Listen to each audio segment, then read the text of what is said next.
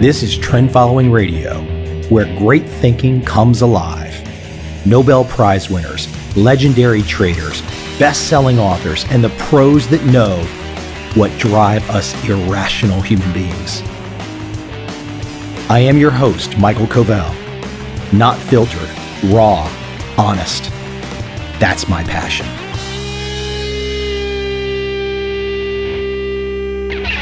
This podcast is not new.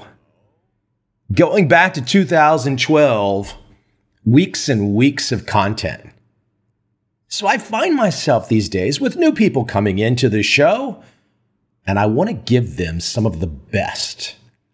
And even for people that have heard some of the show along the way, or perhaps have heard every episode, sometimes reaching back into the archives is great. Today, an archived episode, a reach back episode combining 5 of my favorite voices on this podcast. Their original interviews combined into this one mega episode. Now, before I jump into the mega episode, let me pause for a station break, a Mike Covell station break, a get your rear end over to Amazon and either buy a book for your good friend, your family member, your spouse, your girlfriend, your boyfriend, I don't care. Get in there and make a purchase. That sounds kind of crass. Oh, come on, I got to pay the bills. Well, I really don't have to pay the bills anymore, but it's always fun to bring in new cash. And look, your cash goes to give value. Go check out my newest edition of Trend Following 2017. 600 plus pages.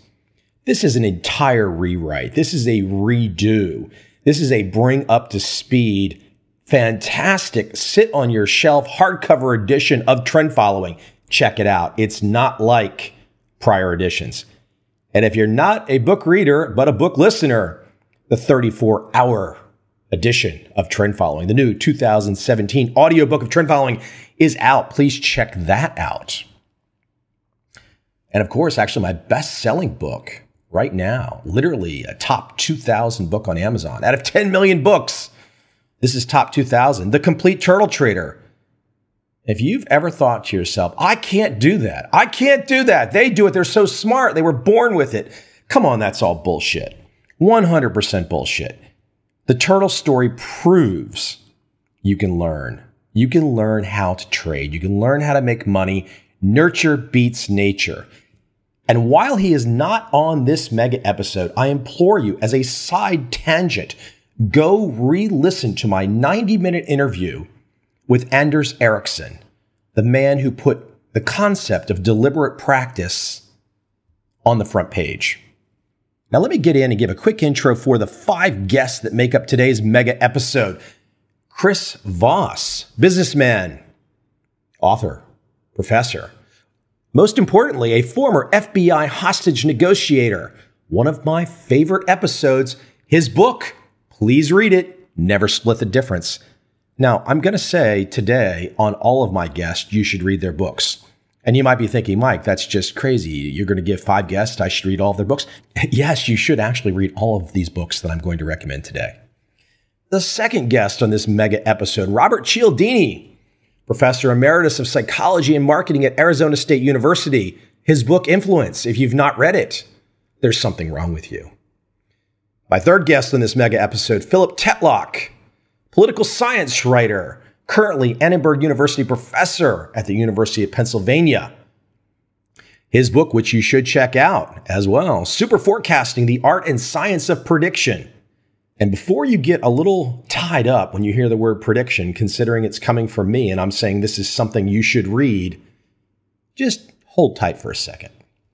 The fourth guest on this mega episode, Spiros Makridakis. He is an emeritus professor of decision sciences at INSEAD. Spiros has great insights about the idea of forecasting. And again, like Philip Tetlock with the word prediction, hold tight before you make a judgment on how Spiros uses the word forecasting. Finally, my last guest today needs no introduction. I was very fortunate to have him on the show a while back. Tim Ferriss. I have to give Tim a lot of credit for much of my nomadic traveling existence, because Tim is the one for all of us who really said loudly and clearly, go forward, travel, use the digital economy to your advantage, make a different life. Don't just sit there in the office cube. Everyone owes Tim Ferriss a great bit of gratitude for pushing that message and pushing it hard. So please jump right in with my first guest of this mega episode, Chris Voss.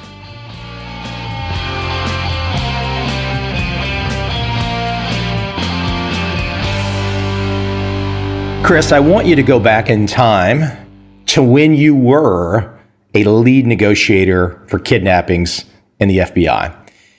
Pretend, and I don't know how to do this because I've never kidnapped anybody, I've never done something like this, but pretend for the moment that I have secured some wealthy businessman's daughter and I'm saying I need $1 million within 24 hours. You have reasonable belief that I'm serious. You have reasonable belief that there should be some concern. Out of the gate, how do you initially, what starts to go through your head, and how do you approach when you first make contact with me? How do you approach that situation right out of the gate? I think if people can get into your mind at this very initial phase, I think it could be really interesting and useful. Once I had done it enough that I really understood it, I understood the guy on the other side. I know what you need to feel in order so that you'll relax and let me slip gently into the driver's seat. I know that you need to feel that you're going to accomplish your goals, and what you lust for more than anything else is money. I mean, the harder anybody demands anything, and a kidnapper is demanding extremely hard, then that means that's the harder they want it, which really means I've got the leverage if I don't fight you for power. The minute I make you feel in control, large, and in charge, and then I take a deferential approach, I start to get the upper hand on you, and you're blind to it because you're driving for control. Okay, but I have the control right now. I've got the girl. I need the money from you. You don't have any control. You're just a guy talking to me on the phone, Mr. FBI. Yeah, how many people in the world are you going to sell that girl to? Well, that starts to be the process right there. Yeah, and I'm not going to say that out and out because I know that this is a buyer's market. There is one buyer on the entire planet. And since I know that, then, really I've got you. You can't go anywhere else. If you don't make a deal with me, then you don't make a deal. And you put too much in time investment into this. You put a massive, you're all the way in here.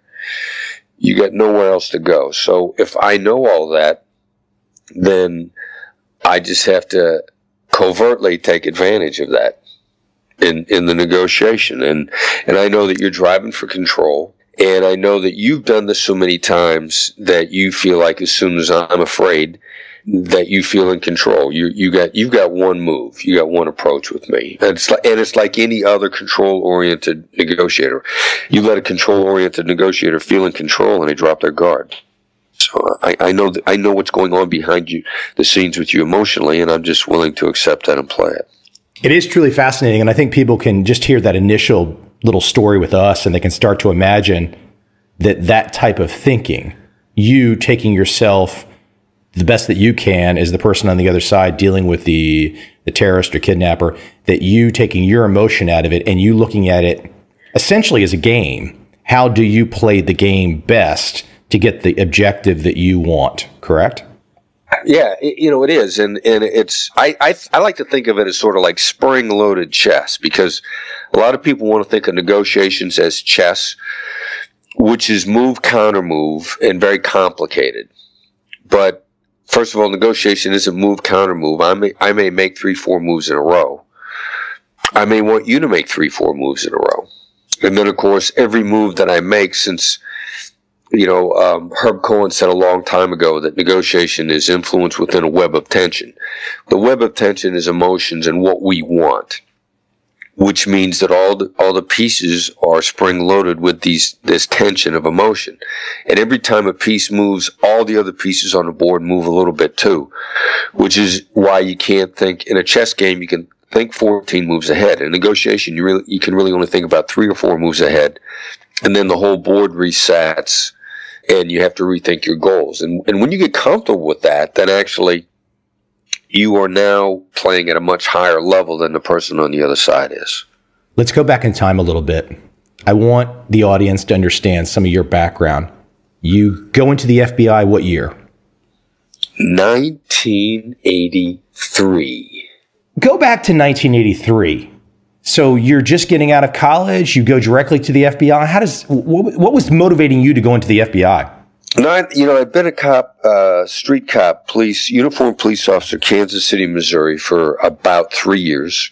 I loved being a cop. It was challenging. It was an opportunity to be very creative and be very innovative and do good at the same time. I have to admit, I liked doing good. I always have. And I'd really enjoyed it, but then I'd, gotten the bug of federal law enforcement in my head, and the opportunity to maybe travel around the world. And I am a small town Iowa boy, and I had never been to Mexico, and I'd kind of seen Canada. The prospect of international travel really intrigued me, and that's why I looked at federal law enforcement. And I was very lucky that the FBI was hiring a bunch of people by the time I put in my application, and I kind of got in with the crowd. So I could go down many data points, and I'm going to jump ahead a little bit, but you're in the FBI. You eventually get yourself to a place where you are one of the lead international, if not lead, international kidnapping negotiator for the Bureau. How did that happen? What was the impetus? How did the negotiation inside the FBI get you to that place? It was a combination of my terrorism time in New York City. I was on a Joint Terrorist Task Force in New York, worked with some fantastic guys, was lucky enough to put together some great cases. Actually, myself and my partners, we won the Attorney General's Award for Excellence in Law Enforcement, which is, it was a great honor. It's kind of a pinnacle thing. There are about 3 FBI agents every year that get it. Not very many people get it at all. And so I had a lot of terrorism experience, and I'd become a hostage negotiator. And again, I got lucky. I negotiated a bank robbery with hostages, which is a really rare event. It happens in the movies all the time. In real life, it happens in the United States about once every 20 years. What's the old Al Pacino movie? When I did the bank robbery in Brooklyn, it was actually 20 years since the Al Pacino movie Dog Day Afternoon had taken place, and they referenced it because it had been that long since something like that had happened in New York City. So yeah, it was the same kind of thing, only we talked everybody out. Nobody got shot, nobody got killed, and the first bank robber to surrender actually surrendered to me personally outside the bank. When he surrendered to you, was he relieved? He was. He came outside. He followed the instructions of the SWAT guys to the T, so he didn't get hurt. And he didn't see me right away, and when he came out, he actually looked around and said, "Where's Chris?" Because, he was looking for me, he was listening to my voice, he only knew me by my voice. And he wanted me to walk up, and he was looking forward to meeting me, because he took his life in his own hands when he went in the bank, and he took his life in his own hands when he came out, and he put his life in my hands. And so, he was relieved. He was happy to be out of it.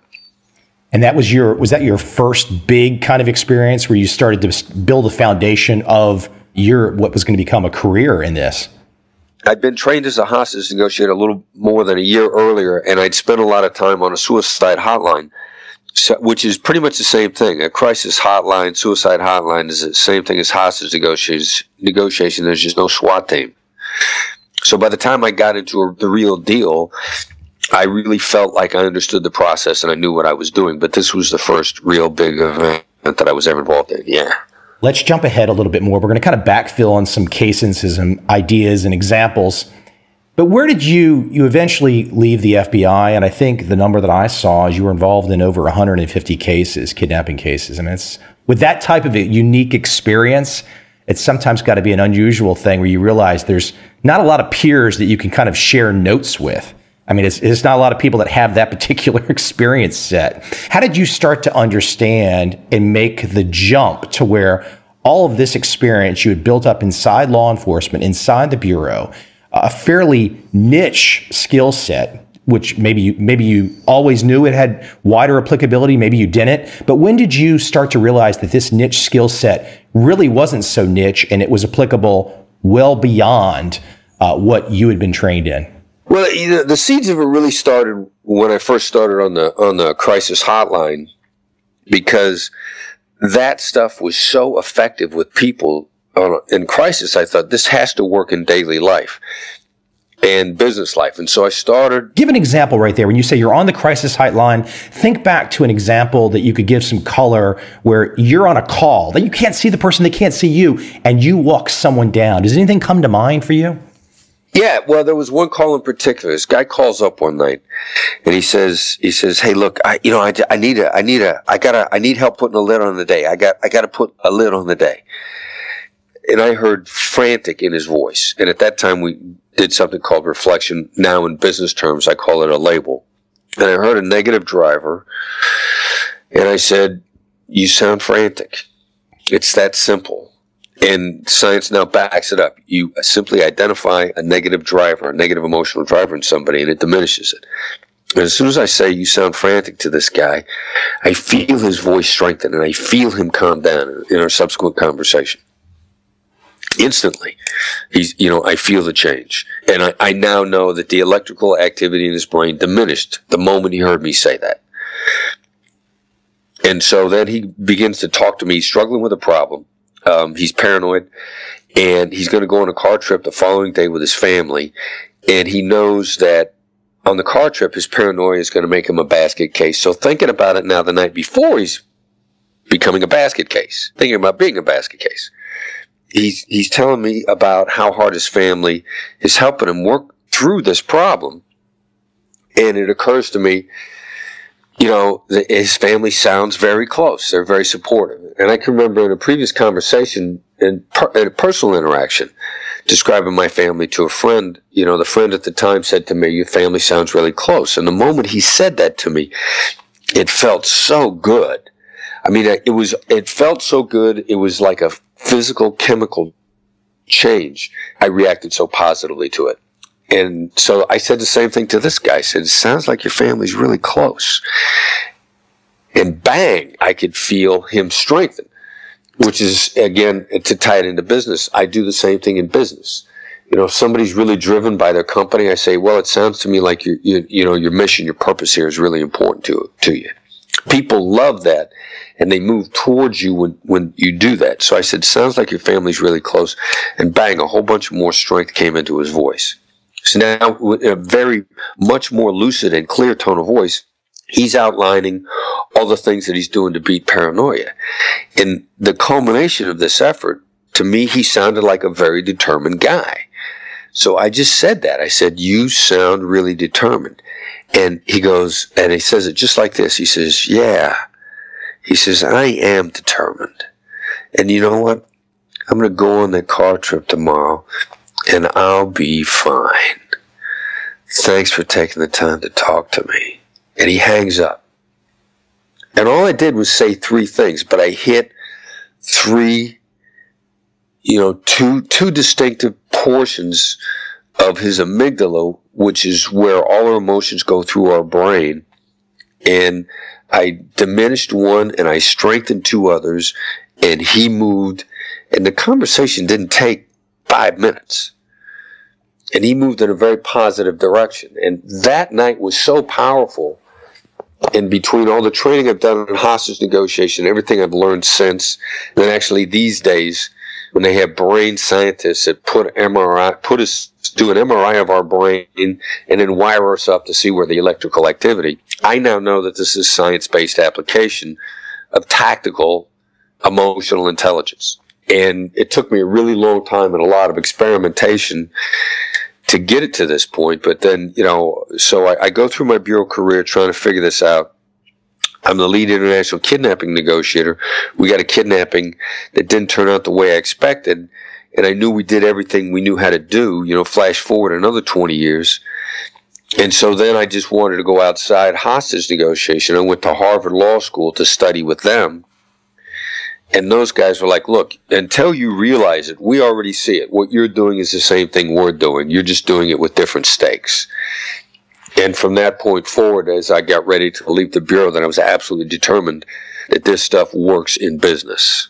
Let's talk about some of the key architects behind negotiation, at least in your world, and how you've synthesized your technique. Two names come to mind that I'm familiar with, that you're familiar with, Bill Urey and Daniel Kahneman. Why don't you talk about each for a moment, the influence they had on you and how they connect together? I think you know this as well, too. I've had both of them on my podcast, both very interesting guys, clearly two of the top minds. But why don't you speak to both of them and how that's kind of worked into your life and your technique? Well, yeah, getting to yes, Bill Urey, Roger Fisher, and everything that they brought through in a Harvard program on negotiation. I mean, laying out a very intellectual, rational structure for the entire negotiation process. Probably intellectually unassailable.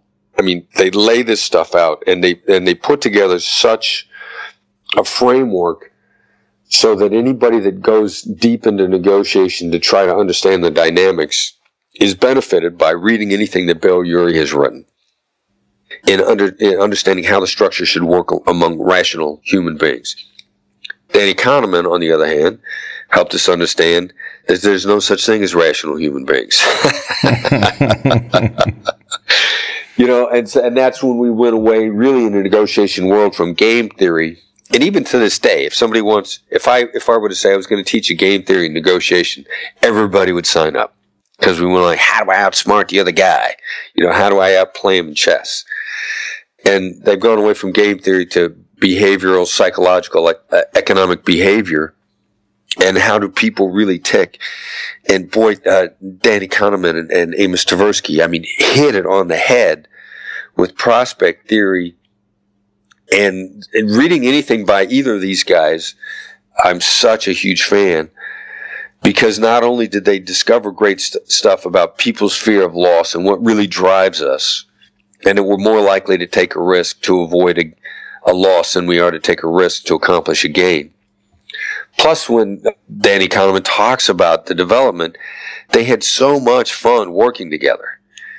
And they thoroughly enjoyed the process. And even though they were scientists, they would bounce stuff off their family and friends. And they're not ashamed to admit that they were constantly having fun, learning with each other, and they felt better about life working together. And hearing Kahneman talk about that is inspiring to me, let alone what he brought to our understanding of how human beings tick. And I kind of mashed those things together with my hostage negotiation experience and have come up with this framework.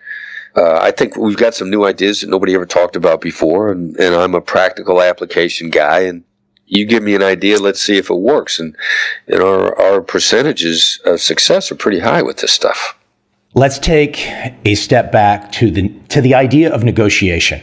Most people don't really like negotiation. I'll share a quick one with you one time. I'll throw these numbers out because they're real. I'm not trying to impress anybody. It just happened, whatever. This is life. And I was jogging near a house that I owned in Vienna, Virginia. And there was a guy in the house right next door to me. I kind of thought about buying just for strategic reasons, for development reasons. And I was jogging by and the guy was raking leaves. It turned out he was a CIA agent in a past life. So I started negotiating with kind of an interesting character. But I immediately said to him as I'm jogging, I never really stopped. I said, "Hey, is your house for sale?" And he said, "Sure, how much?" And I said, "Well, how about 800?" And he said, and I never stopped joking. And I said about 800. And he said, "How about $1 million?" And I said, "How about if we split the difference?" And he said, "Deal." He said, "Deal." And we walked over and shook hands. And that was the sum total negotiation right there. I mean, that's a lucky one. But talk about negotiation, because most people have, first off, life is negotiation, right? But most people have a big fear and aversion to negotiation. If you can get, and I hope people can already see this in our conversation in the first 20 minutes, if you can start to get over the hurdle and look at it, as you mentioned, scientifically, Urey, Kahneman, boy, there's a real advantage in life if you can just put the fear aside, isn't there? Yeah, absolutely, absolutely, and this fear really drives us away from a process that could be tremendously productive. Because most of the time we think we're gonna face Donald Trump, and that it's going to be combative. I mean, everybody imagines our counterpart being that guy, and that it's going to be painful. Or if you come to a deal really quickly, and I walk away going like, I could have done better. I could have got more. So we're really hard on ourselves. I mean, I call this, you go to your holodeck, if you will. And in Star Trek, the holodeck was a room on the Starship Enterprise where you could go and create whatever reality you wanted to. And our holodeck kind of gets away from us sometimes. But if you can get to the point where you actually enjoy the process, and the first thing really is don't take yourself hostage. And we take ourselves hostage by feeling like we have to make a deal. So if you can walk away from any interaction, if you don't like it, then that frees you up to enjoy the process and make a big difference. It makes a big difference in what you can come up with. And the only way to get to that point is to do it enough times in small stakes negotiations. So you kind of get good at it. You kind of enjoy it. You turn it into an opportunity like, look, if we don't make a deal, at least you and I had fun talking to each other. Yeah. And then it changes. Then you can take the fear out of it. We don't beat ourselves up as much, and you get more out of life. A slight sidetrack for a moment. This just popped into my head because I had this note written down, and I want to kind of get back into, for a moment before we get back into the business realm, going back in your experience. I've got this great line in front of me that it says, have you ever tried to devise a mutually beneficial win-win solution with a guy who thinks he's the Messiah? Now, so I mean, I love that because most of life, you're really not dealing with, the Hale Bop tennis shoe guys or the maniacs that are flying planes into buildings that want to find virgins up in the sky. Most of the time, people are really not that crazy. However, how in your past life did your world unfold when you were dealing with, and I'm sure at some point in time, you probably dealt with someone, maybe not, that really did think they were the Messiah, figuratively. How does that situation go down? Even though it's probably more rare, how does that go down for handling that particular situation when they're just, frankly, batshit crazy? Yeah, well, even batshit crazy has patterns, which was, I was on Comedy Central a couple years ago when the government was shut down. There was a sequester, and the government just completely shut down, and everybody in politics was saying, they're trying to take us hostage. And Comedy Central thought it was funny, and they put me on with Jason Jones, and we actually did. They said, all right, so let's walk through this once. We won't give you any scripted lines, and you just answer how you normally would. And they literally said to me, what do you do when you're dealing with somebody who's batshit crazy? And I said, even batshit crazy has its patterns, and people that we think are batshit crazy, they have delusions that they're God's gift to the planet, and they're really frustrated that the rest of the planet doesn't see it that way. And that's, it's called an extreme politician. So if you're on the left, that's called somebody from the Tea Party. If you're on your right, you call that person a Bernie Sanders supporter. Whatever your perspective is. And when I said that to them, they go like, wow, we don't have to script anything for you. This is actually the way the world really works. And they didn't script a thing for me. We just did it all off what I would normally say. So unless somebody's actually hearing voices, everybody has a desire for grandeur. It's just how badly we're infected by it. As soon as I start looking at your patterns, and then I will go with your patterns, then you become very predictable to me. And as long as you're not actually hearing voices, and there aren't that many people out there that are, then your emotions, no matter how out of phase they might be with mine, I can still influence those emotions. And that's what I do with the same stuff from the hotline. You sound frantic, you sound determined. That stuff works. I'm thinking about a really horrible incident that, of course, everyone knows and recalls. But if I think to 9/11, the effective part of their strategy, perhaps, was that they walled themselves off, really, from any potential communication from somebody like you. Yeah, that was the first thing, and had I had the opportunity to become engaged in that at the time, I would have said to our commanders, since these guys won't talk to us, this is a very bad sign. Like, if we could have got on the radio and raised those planes before we knew where they were going, they would not have responded. And that is the number one first indicator of danger, when they won't open themselves up to you at all. And so, yeah, they walled themselves off. And a lot of things that a lot of people don't know about that is the recruiters that put those guys into place, they had, I think, 18 protocols that they had to follow before they got on those planes and did what they were going to do. And 17 of those 18 were to keep them psychologically in line, because they were so afraid those guys were going to chicken out at the last moment and not do it. And that to me, that speaks to how this is all a game of psychology and influencing people's behavior through their emotions. And even the bad guys on the other side that we think are utterly determined to die, their recruiters are not so sure that they are, and that's how hard they work on these guys to make sure that they follow through. When you start to look at it that way, it just it opens up a Pandora's box of how there's applicability in our own life. And I guess if I look at that example where you say, well, you didn't have the opportunity to communicate, they didn't want to communicate. Well, let's look at that in a business sense. Right. I can think back to an early business venture that I had, and, there was no communication. He would not communicate. And so it didn't surprise me that when a crazy Looney Tunes lawsuit showed up at my attorney's doorstep, it really didn't surprise me because he didn't communicate. Right. Yeah, there you go. Right. You had a gut instinct that there was something was wrong here. A lot of what I do is, all right, let's take your gut instinct and the things that are the little voice in your head that's telling you that something is wrong here. Now, is there a strategy that we can engage to maybe kickstart this in an unexpected way?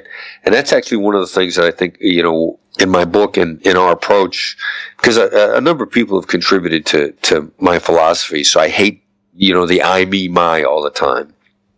So many people have helped me learn this stuff. If you've got somebody who's silent on the other side, and you send them an email, one-line email that says, have you given up on resolving this amicably?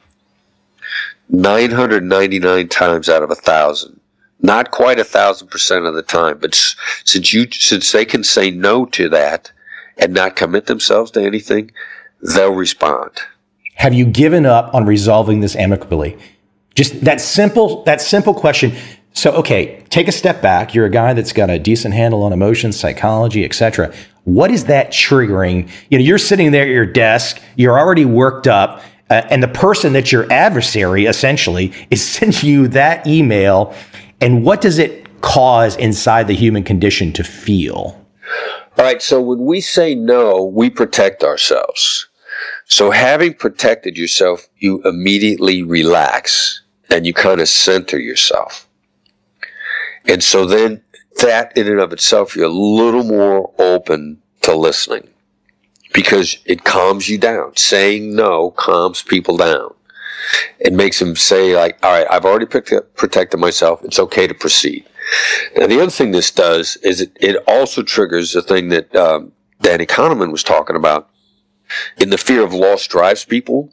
Saying that you've given up on something, to say yes to that, is to possibly open up yourself to loss, which we don't like. So again, saying no protects you from that loss, and you're afraid you're going to miss out on an opportunity, and so you're more likely to engage to avoid a loss than you are to accomplish a gain. And so it's kind of a double hit at the same time. Now, myself and clients and students have restarted negotiations that there have been extended periods of complete silence from the other side. The thing that you have to know is when you restart that conversation, you cannot go back to the same communication you were using before. You cannot go back to selling. You cannot go back to trying to convince them of your position. Actually, your next move You absolutely have to get them to say that's right to however you follow this up. And what you're going to get them to say that's right to may sound like it's against your perspective. You may say, look, it probably seems like I've been completely unreceptive to anything you've had to say, and it seems like I've been taking advantage of you. Now, those are two very carefully worded statements. You never admitted that you are, but you respected their perspective, that it seems that way, which then encourages them to talk even more. Do you have off the top of your head a that's right color example that people can kind of really grasp the idea what you're saying, that that's the objective, is to get them to that's right? There was one of my MBA students is a pharmaceutical saleswoman, and she's got a doctor that's in her territory, if you will, that is not giving her the time of day on their most recent drug that the pharmaceutical company is probably a very high profit drug, hot into the market. They're anxious to make it. And while he'll keep appointments with her, he's always multitasking. He's typing on a computer. He's just barely tolerating her. She decides she makes another appointment. She got one objective. She's going to get a that's right out of him. But it's got to be from his perspective and almost against her interests in what she's going to say. So she sits down with him and she says, your patients are more than just patients to you. They're people. You feel responsible for their lives and for their long-term health, and you are not just going to take the latest drug from some pharmaceutical company who's trying to maximize its profits, who doesn't care about your patients, doesn't even know who they are, and doesn't care that they know, and just sees them as possible dollar signs. You're not just going to accept the latest recommendation from a salesperson because your patients are human beings that you feel responsible for their lives.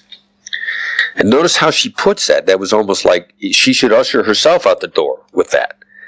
She said he turned and looked at her as if he'd never seen her before and said, that's right. He felt, I know from studying this after the fact, he felt connected to her. He felt genuinely and completely understood, and she ends up making the sale as a result. It just puts in perspective. It's the emotional drivers. Even if we think we're Spock, the Vulcan, we're really not, are we? We're just not. We're a mess of all kinds of stuff. Right. Hostage negotiators, the edge that we had was like, we never tried to pretend people were rational. So we learned a bunch of tools that were like, okay, they're emotional, they're wired a certain way. And even before I heard about prospect theory as a hostage negotiator, we were always searching for the loss. We knew the loss was the driver. And so give me a set of skills that gets me to that as quickly as possible, establishes rapport, and gets me nearly everything I want without giving up anything in return. People are human. People are human. And give me those skills and let me accept the fact that, we're driven by our passion and purpose in business. What we care about is what we value, and that's how we make decisions based on what we care about. And I can put these in a business context and make deals that other people can't make. Let me go back in time again a little bit too, because I think this can come forward as well into a business example. I'm just terribly curious. All of the kidnappers that you dealt with, does one come to mind? Of course, look, if you go down the kidnapping direction, you're not really trying to do good, most likely. You're kind of have fallen off the wayside to kind of a bad direction. However, that doesn't say that particular individual is not extremely bright, have good technique, good strategy, very smart. Is there a kidnapper that comes to mind for you that you learned something from them, or am I just digging for something that doesn't exist? Is there a memory of one where you kind of walked away, even though they were just gone the wrong direction in life, you walked away and said, wow, that was an interesting experience. I really learned a tremendous amount from that. I think I learned from everything. I mean, the one that really opened my eyes much more in how every phase of hostage and kidnapping negotiation really drops into business. We got a lone serial killer, lone kidnapper who's a cab driver in the Philippines. I talk about it in the book. And he was the only lone kidnapper that I'd ever heard of. And I know enough about kidnapping kidnapping that it's kind of, if I haven't heard of it, it might have happened, but it probably didn't. So this was the first guy that I ever heard of, let alone worked. And he was exactly like the guy in a bank robbery that was very manipulative, in that he wouldn't use a singular personal pronoun to save his life. He was like they, them, the rest of the kidnappers, these guys, those guys. He was always laying it off to somebody that wasn't on the phone. He never would say I, me, or my in regards to anything. He would never say I want. Just like the guy in a bank 20 years earlier would never say this is what I want. He kept talking about the other guys that were more dangerous. And this has come to be a known tell in business negotiations. If the guy across the table is always, he won't say what I want. He's talking about what his team wants and what they're going to do or not here. That's the guy. You've got the decision maker at the table, and he's doing his level best to hide his hand. And I can remember this kidnapping in the Philippines. He was so in love with the plural pronouns at the time. I never imagined he was a lone kidnapper, but I thought we were talking to the boss. He was working too hard to make himself seem powerless.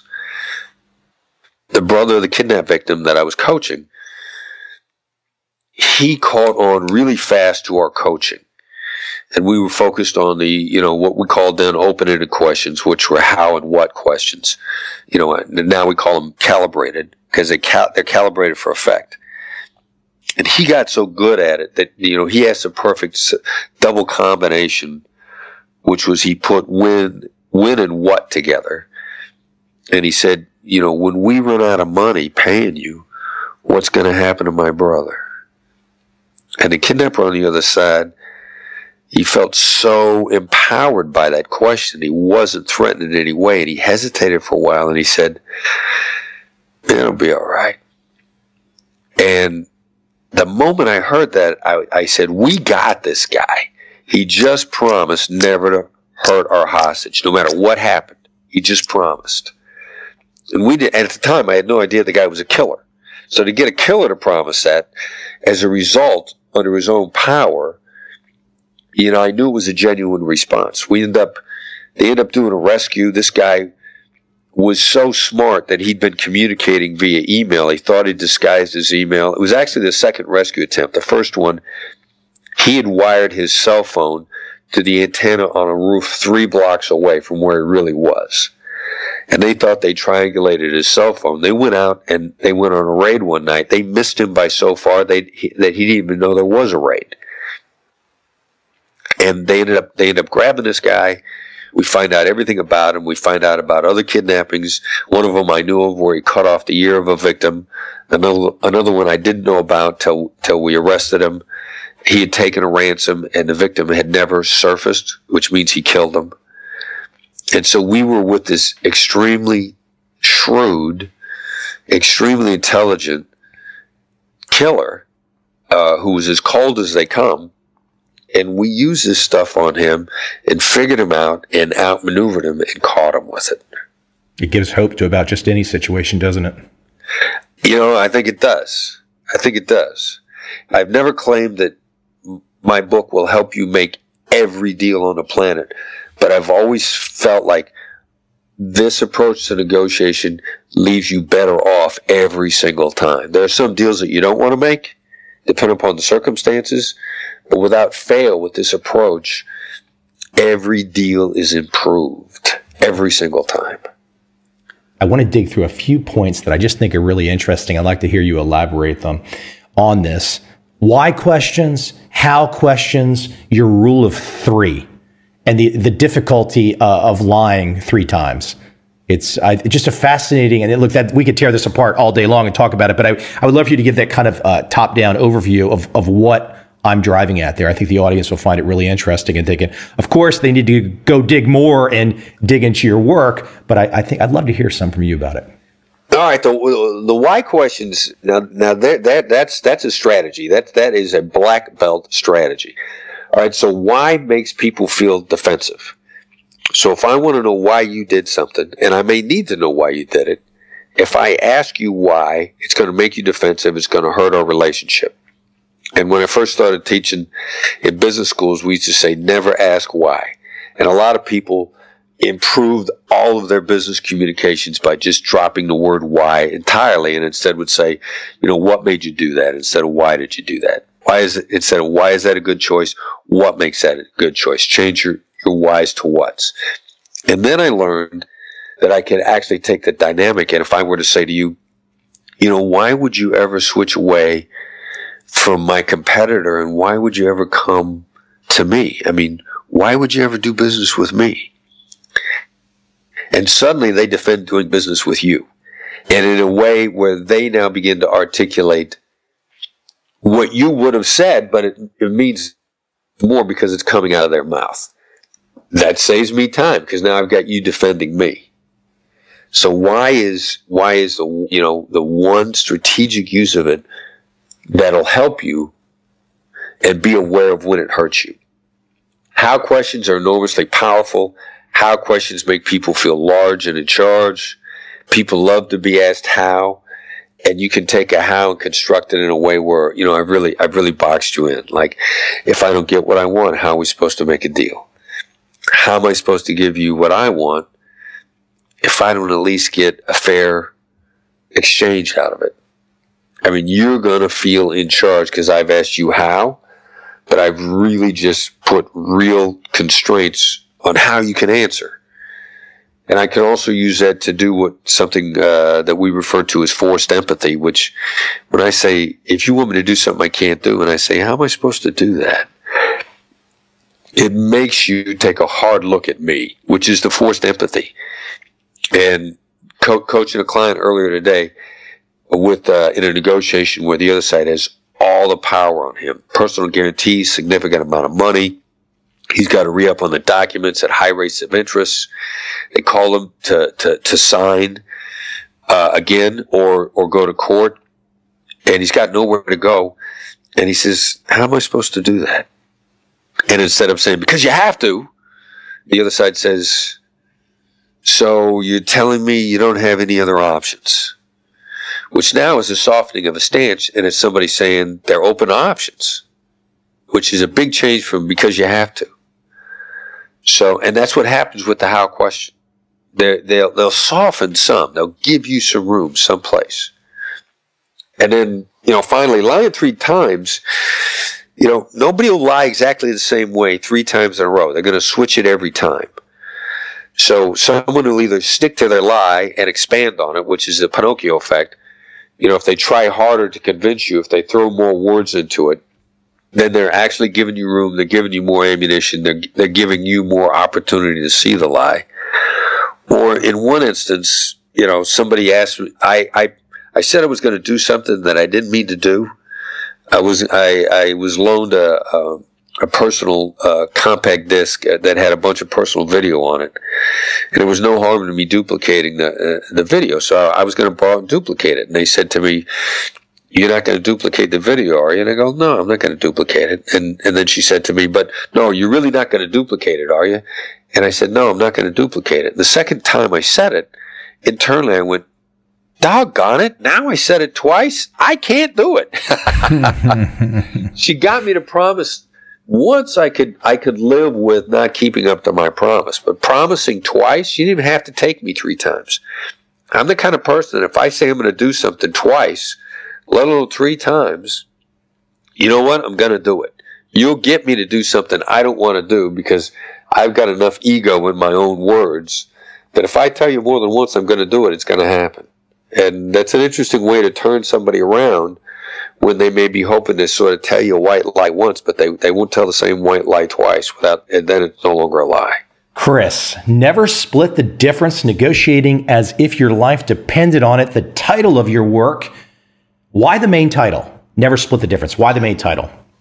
Because the first thing anybody learns in a negotiation, and, the guy that you bought that house with, you settled for $900, right? Mm. He probably wanted $900, but he knew, splitting the difference puts him at $850. So all he's got to do is raise his asking price, and then he can say, hey, let's split the difference, and it seems fair. It seems like both sides won. It's a high anchoring effect. A lot of negotiation instruction that just says, just raise your price and ask for more, and you're going to end up where you wanted to be all along. In my situation, weren't we splitting the difference though? He said 800, I said $1 million, we settled for 900. Wouldn't that be a definition of splitting the difference? And that worked out good for both sides? Or am I? Well, both sides tend to be very happy with that. And it's a shortcut. But I know as a seasoned negotiator, if I want more, I just got to raise my offer in one direction or another, and then I move the middle. That's all I'm doing. I mean, there's an old saying that the guy that wants to split the difference with you has a poor judge of distance. My example is interesting and fun, but it's definitely not textbook. I get what I want originally by just asking for more. Right. When I went through Harvard Law School's negotiation course, in order to ensure that they gave me a slot for free, I asked for 4 slots. I didn't want to put 4 people through there from the FBI. I'd have been happy if they'd have given. I just wanted to guarantee that they gave me what I really wanted, which was 1. So I said, look, they got back to me. They promised me. I said, I got 4 people I want to put through. And they go, oh, we can't do 4. We could do 1. And I went, okay. It's such a fun conversation because I think we could literally sit down and just go through. Look, it's almost like as I'm listening now, it's like I want to go to class. I want to go.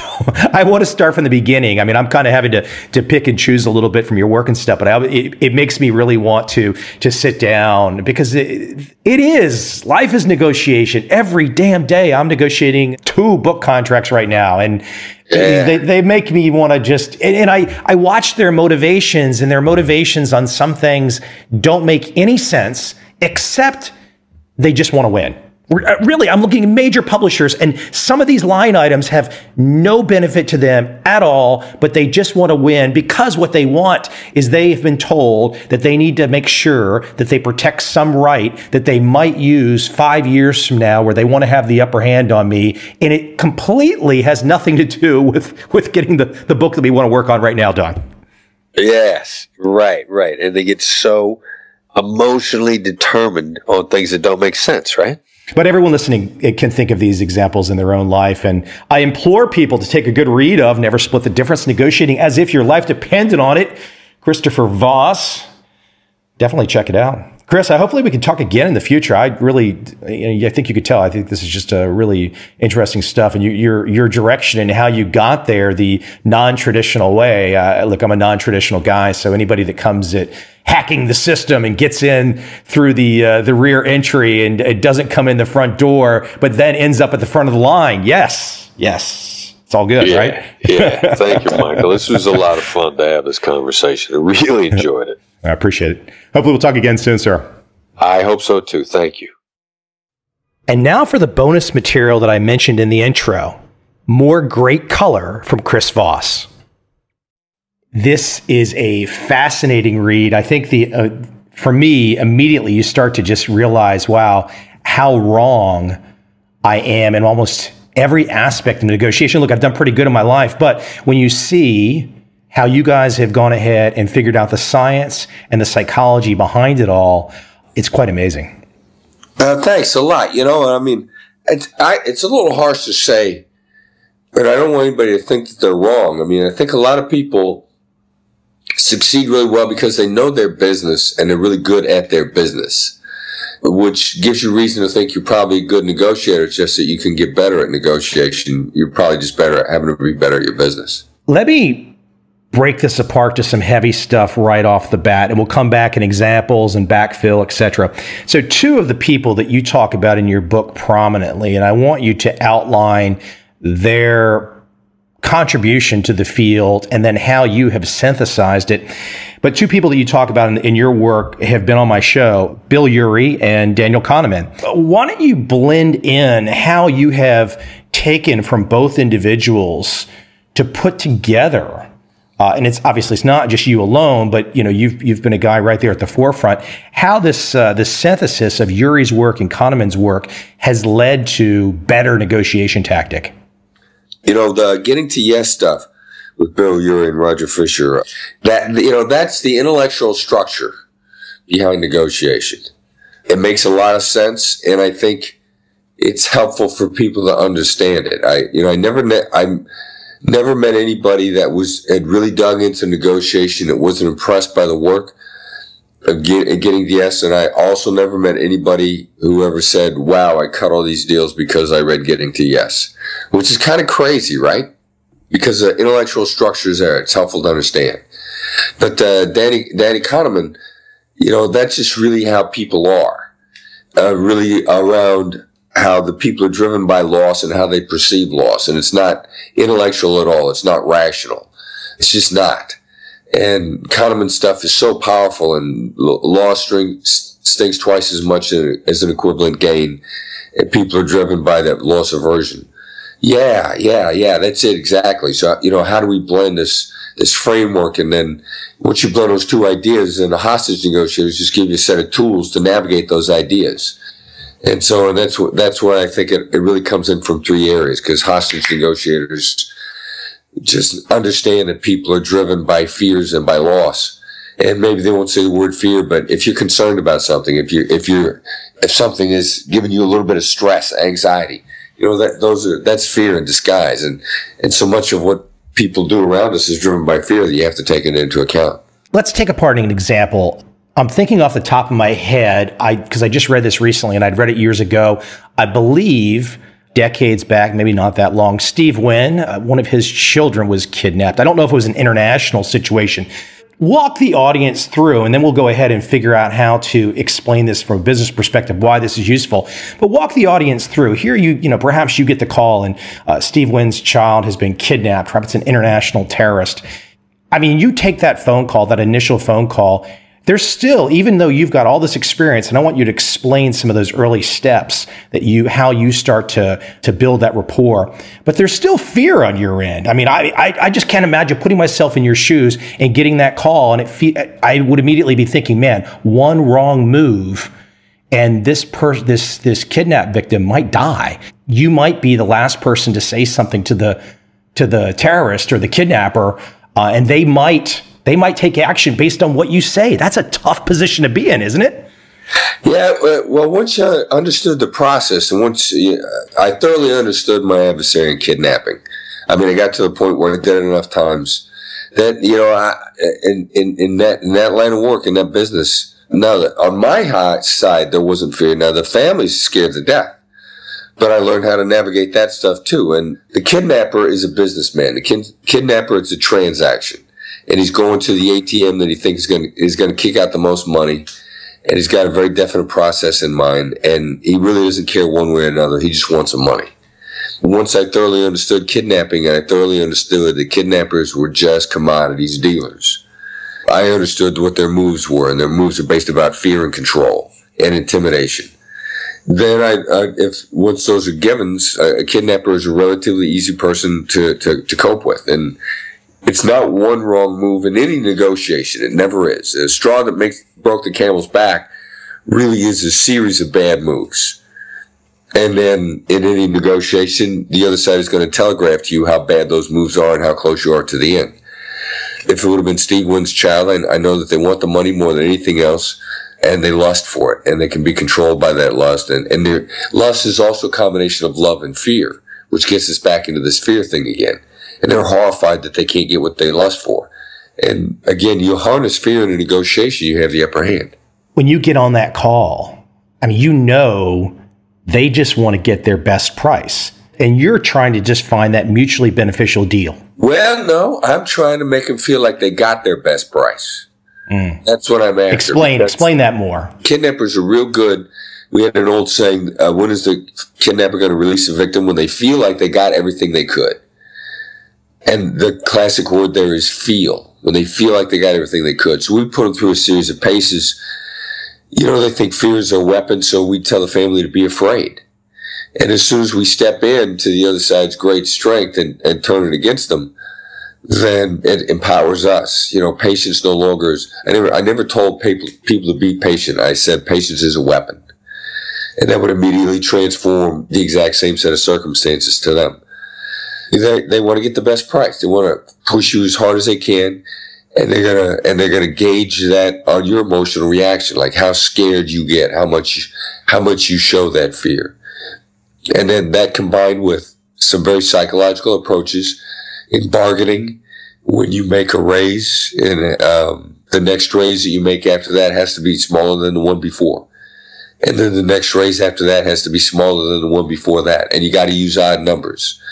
And the way numbers hit everybody's brain in every transaction. And pretty soon we make the kidnappers think they've gotten everything they can. And then when they feel like they've gotten everything they can, and they feel like did the best they could do, then they perform, because you can't sue them afterwards. I like this perspective from, I guess I don't call it perspective, this lesson that I can immediately see from your work. You get the call, you're taking the call. He says, hey, I want $2 million for Bob. And your first question, the open-ended question, which I think is really clever when one is not trained like you're trained, how do you know that this person is alive? And that open-ended question, it's not only just that particular question, but the open-ended question and starting that series of open-ended questions. Talk about the benefit there and what you're trying to do. How is your go-to question? How is an extremely seductive thing to answer? We wanted to take a very deferential approach. And I believe that there's great power in deference. When you're deferential, you can really, really push the other side. You can take passive aggression to a new high if you're deferential. The first time I realized how powerful it was when I heard it happen, when a kidnapper, a drug dealer who had his girlfriend was kidnapped, used it on another kidnapper. And I listened to the whole dynamic in a kidnapping change. And the guy that asked the question got the upper hand. The kidnapper on the other side never knew that was what had just happened. Because when you get asked a how question, you love it. Because people love to be asked how. It makes a person being asked that question feel large and in charge.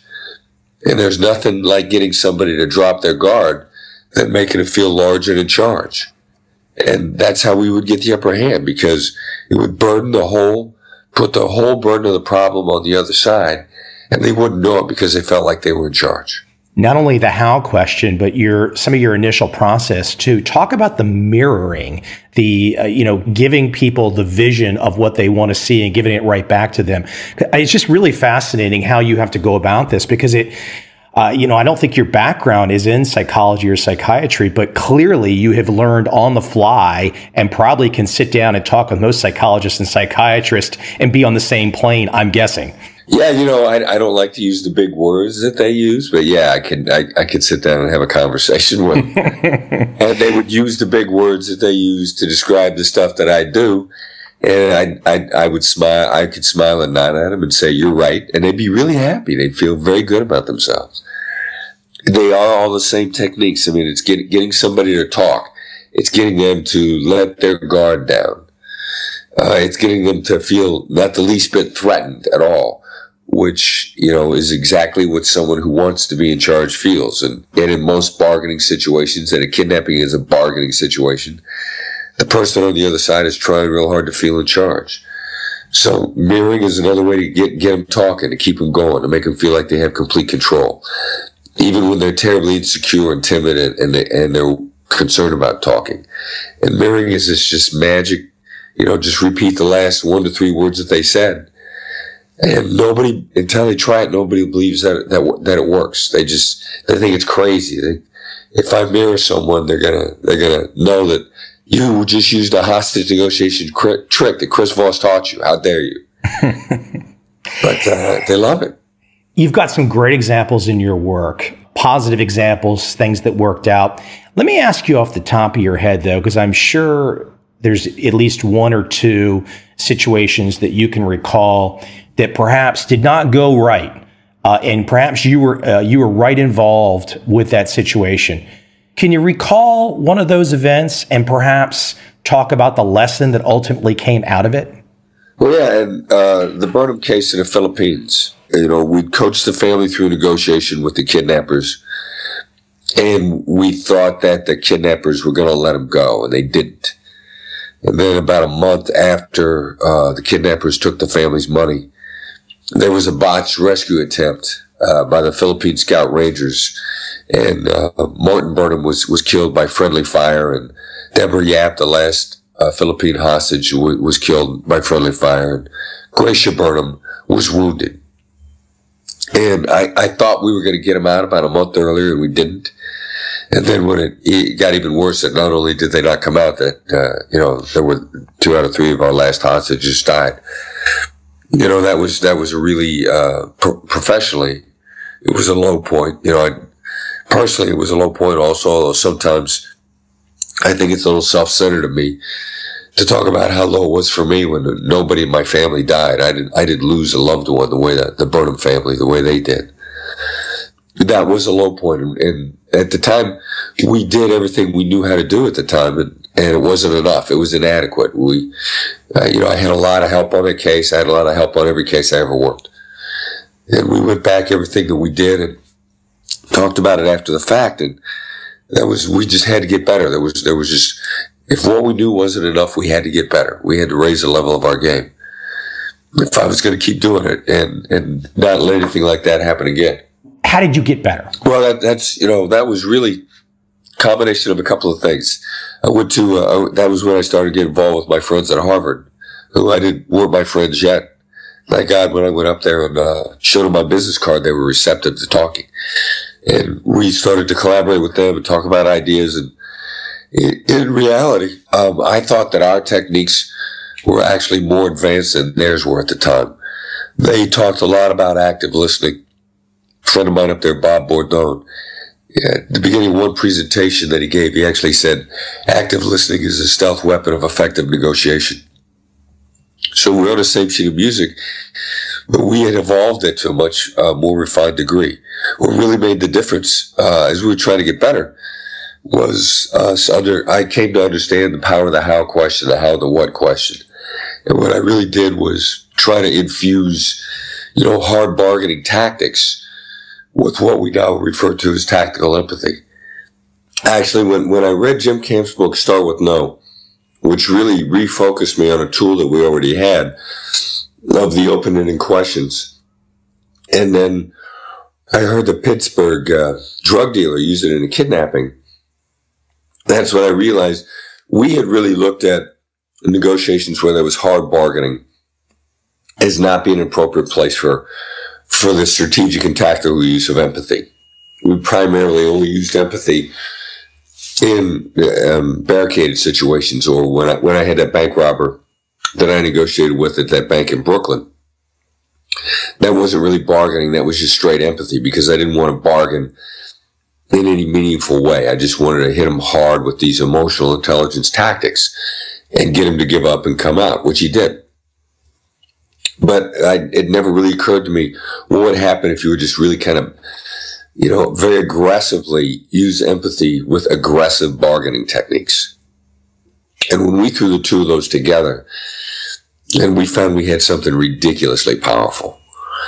And we gained such a huge advantage in our hard bargaining techniques when we pushed, I know it sounds crazy, but assertive empathy. I mean, weapons grade empathy, tactical empathy. Give me an example. Paint a picture for me really quick.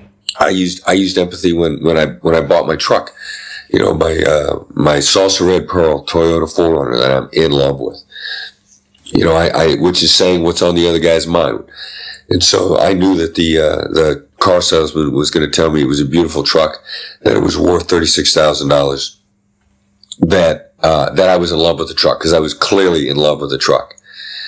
And so I said it first. I said, this is a beautiful truck. And especially if you can say things that seem to be against your interest, that seem to favor the other side. You set them up. How am I supposed to do that is the knockout punch question when you set it up with tactical empathy. So I said, the truck's beautiful. It's fantastic. I feel bad offering you anything less than $36,000 for this truck, because it's probably worth more than $36,000. The Blue Book is high. It's in fantastic shape, and I love it. But how am I supposed to do that? How am I supposed to pay that? And when you articulate everything that they say, you take away everything they have to say. And especially then if you follow it up with, this incredible, brutal, deferential question, 95 times out of 100, they crumble. So why do you need, I don't need to deal with those 95 situations that I could have solved with this approach. I only need to make a substantive counteroffer in a small percentage of the times that a substantive counteroffer is actually required. And that is right about the time that Chris lost his voice on our first conversation. I hope to have Chris on many more times in the years to come. His book, Never Split the Difference, Negotiating as if your life depended on it, is on Amazon. Grab a copy. His website, the Black Swan Group, blackswanltd.com. Check it out. A really fun conversation, and I feel lucky every day to do this podcast and keep learning from all these super, super smart people. My second guest on this mega episode, Robert Cialdini. If you've not read his book, Influence, again, there could be something wrong with you. My guests have included Daniel Kahneman, Vernon Smith, Gerd Gigerenzer, Steven Pinker, Laurie Santos, Collard Cameron, Anders Ericsson, Dan Ariely, Phil Tetlock, Barry Schwartz. The list goes on. I would have had you on much earlier, but you have been cloistered. You have been immersed in a project now coming up for air. Yes? You're right. It was the book that has just been released last week. Yeah. One of the things I would love to jump in at the very beginning here. So we've had this rise of behavioral economics, and then we look at your world from a psychology perspective. Can you talk a little bit about, and I think, Daniel Kahneman helped to break this wall a little bit, and this could be a very long discussion, much more than a half hour, but can you talk a little bit about behavioral economics and the social psychology, your realm, and perhaps the overlap? And is there a confusion? Is there a competitiveness? How do you see that today? Well, I think that there's a deep connection between social psychological approaches and behavioral economic approaches, both of which suggest that human behavior is best predicted and described in terms of a set of factors that don't require that we think about economic self-interest as the major determinant of choices. There are all kinds of other factors, values, emotions, attitudes, and so on, that carry the day as well. And it's important to say as well, because we're certainly not suggesting that economic and fiscal factors are unimportant. It's just that they're not the sole or even, in many instances, the most determining factor in the situation. You're very well known for your book, Influence. It's become this more than a cult classic. It used to be a cult classic. Now it's just a standard. And so you mentioned, and I mentioned, your newest work, Persuasion. It helps, I think, for sure, for people to see Influence ahead of time. And there's a great video on YouTube that goes through a very brief overview. You have your 6 classic principles of influence: reciprocity, consistency, social proof, authority, liking, scarcity. But in your newest work, you see something coming before that. And I mentioned that word priming. And I think anytime any of us want to have an audience or an individual be receptive to a particular piece of persuasion that we might have, there's an earlier step, isn't there? You're exactly right. One of the things I learned when I was researching this book is that very often the majority of communicators think that the way to optimize the success of a message that they deliver is to spend time getting the message content right, the structure of it, the clarity of it, the attractive features of it. All of that is true, but that's not how we optimize influence. We optimize that process in the moment before we deliver that message by putting recipients in a state of mind that makes them open and receptive to the message we are about to send. It seems so simple. It seems like common sense. I can tell the audience out there, while that might seem like common sense, the research, the findings behind this, the depth of persuasion, it takes a little bit of time to get through. I will say this, though, also, I can see that you have a lot of fun with this. Oh, I did, because it was an adventure. It broke the set I had growing up with a model of persuasion that suggested that if I wanted to move people in my direction, I had to do something with my message to change their attitudes, their beliefs, their experiences with what I had to offer. This new research changed everything by suggesting I didn't need to alter anything inside my recipient except what they were paying attention to in the moment before I delivered my message. Before we get into some examples, in our limited time today, we're just going to go through some examples, and I implore people, they're going to have to go do some reading to really get the full thrust and depth. But how did you start down this path? Was there an aha moment? I mean, here you're very well known for this classic book influence. What was the moment, the trigger, or was it a series of events that got you going down this path?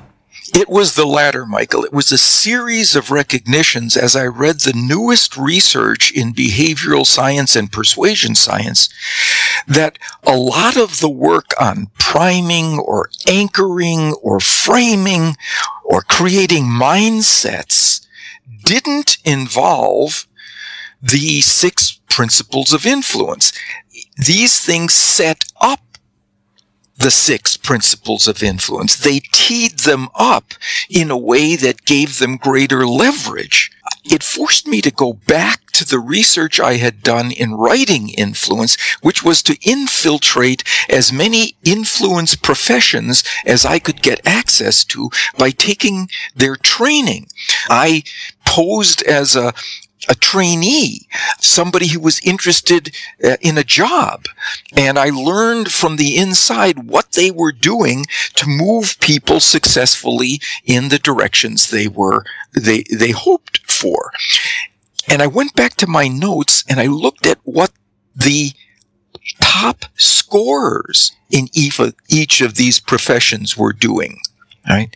The aces of the professions, what were they doing? And they were acting like gardeners.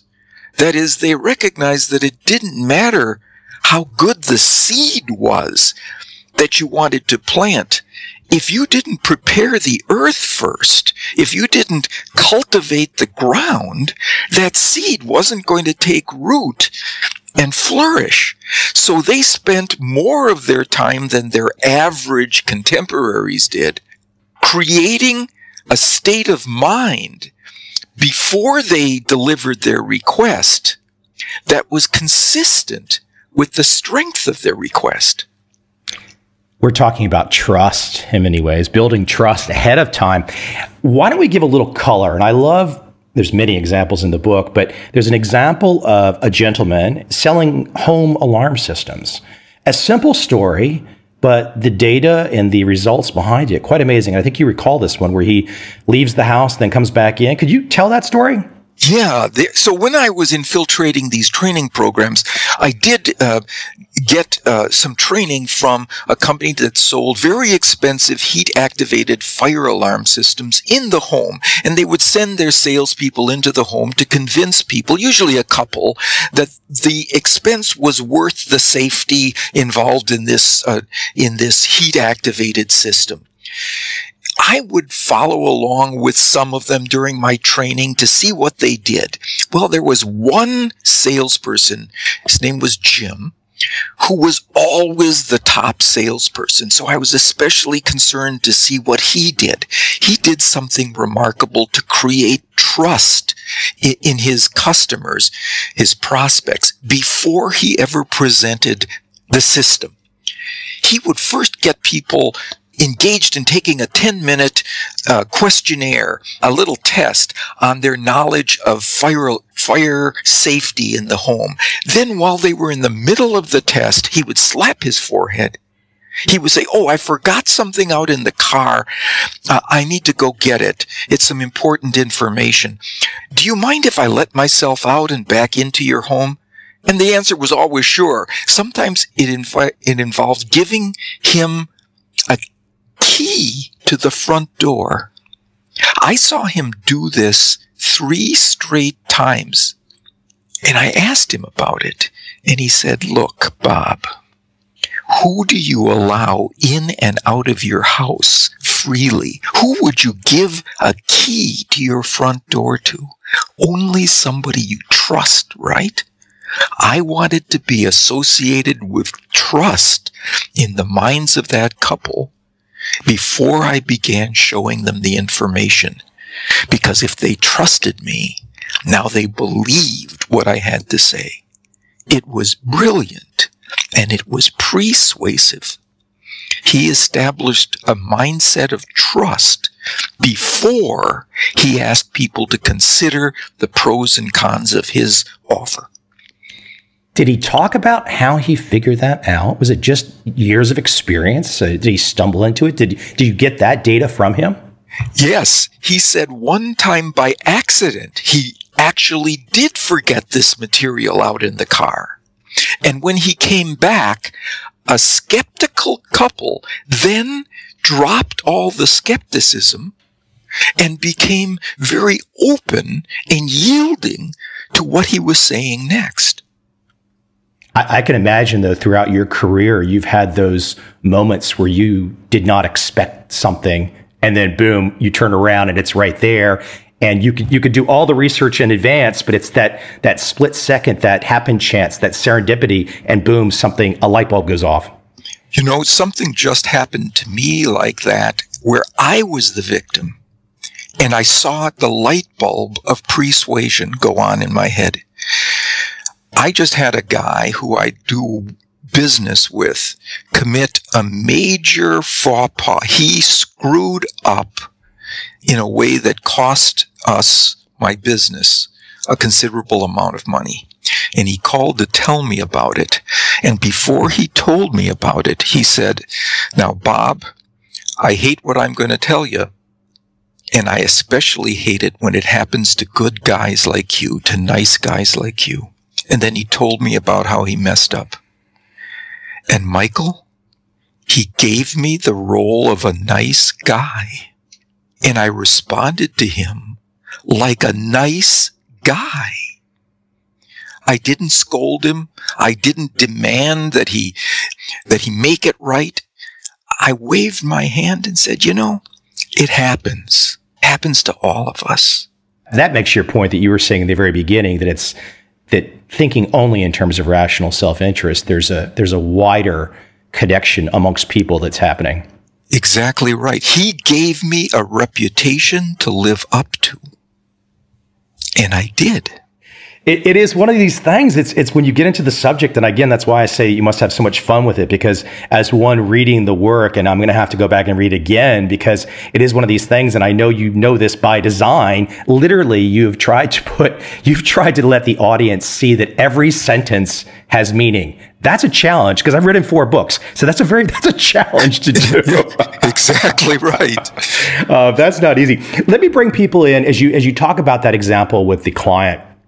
I thought another fascinating example too was, I think it was a part of an example in the book, and it was somebody that was selling something, I believe, and they said something to the effect of, "I'm not going to be able to charge you," and I'm making up the number here, "I'm not going to be able to charge you $1 million, but," and then you drop it down. But that point of raising it up high, putting that in the mind, and then bringing it down, the research backs the idea that if you put that high number up, then bring it down, it's completely different than not having the high number, isn't it?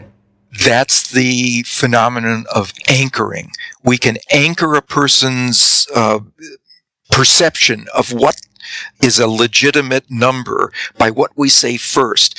Let's say I want to sell you a bottle of mineral water, right? I can get you to pay substantially more for it if I first ask you the distance to the sun. Because compared to the distance to the sun, that bottle of mineral water's price seems trivial. Now, that's what this friend of mine did. He's a consultant in Toronto. He was always getting pushback on the price he would state for a contract, let's say a $75,000 contract. He was always getting people saying, can you give us a break? Can you cut it by 10%, 15%? And he said one day by accident, he said something that eliminated that pushback, and that's been the case ever since. He shows people this contract with the charge of $75,000, but before they see it, he says, as you'll be able to see, I'm not going to be able to charge you $1 million for this. Now, he says that's not enough to win the business every time, too many factors associated with that. But he says it always eliminates pushback on price, because compared to $1 million, $75,000 seems reasonable. You've got a great line that you quote from Sun Tzu, and people have heard this before, but every battle is won before it's fought. Let me ask, in terms of the type of individual, what does the research show? So I've just kind of drew myself a little sketch of a bell curve here, and I'm imagining to myself, okay, Robert has put all this great research, the technique behind persuasion. Is persuasion, obviously I'm thinking in bell curve terms, it's gonna hit the masses for sure, I know that. Are there types of people, are there types of thinkers where persuasion is not as effective? Or have you found universally that across the populations, persuasion is just very effective? It seems to be a universal human operating technique, operating procedure. And let me give you the best evidence I know for this, that it's built into us from birth. Right? There was a study done in Belgium. Researchers brought subjects into an experimental situation, and they showed them photographs with figures standing in the background. 1/3 of the subjects saw figures standing alone by themselves. Others saw pictures of 2 figures standing apart, separate from one another. A 3rd sample of subjects saw photographs of figures standing together, shoulder to shoulder, unified. Now, the researcher in all of the cases then got up from the table and accidentally, I'm putting that in air quotes, dropped a series of items onto the floor, a bunch of items onto the floor. And the question is, who gets down on their knees spontaneously without being asked and helps the researcher pick up these items? It was by far 3 times as likely to be one of the people who saw photographs of figures standing together. Unity, togetherness is associated with cooperativeness and helpfulness, right? Now, that's the classic persuasive idea. What you do first, right, puts people in a state of mind that inclines them in a particular direction. And if that direction is what your goal is, you will get large-scale increases in the behavior you're looking for. Now, here's the thing that made me rock back in my chair when I read it about that study. The subjects were 18 months old. They were babies, Michael. They could hardly talk. They couldn't plan or reflect or reason. But this procedure is so primitive, so fundamental in us, that it got 18-month-old babies to be 3 times as likely to be helpful because they saw a picture of people standing together in a cooperative, unity-based pose. You know, what's going to be really amazing, and I mentioned some names at the beginning, is the research that will get down to the cellular level to find out in the years to come, you know, how that unfolds, how the 18-month-old babies can be in that place of mind with no experience, no insights yet, but they're walking into the world with some genetic material that says, I'm predisposed to think like this.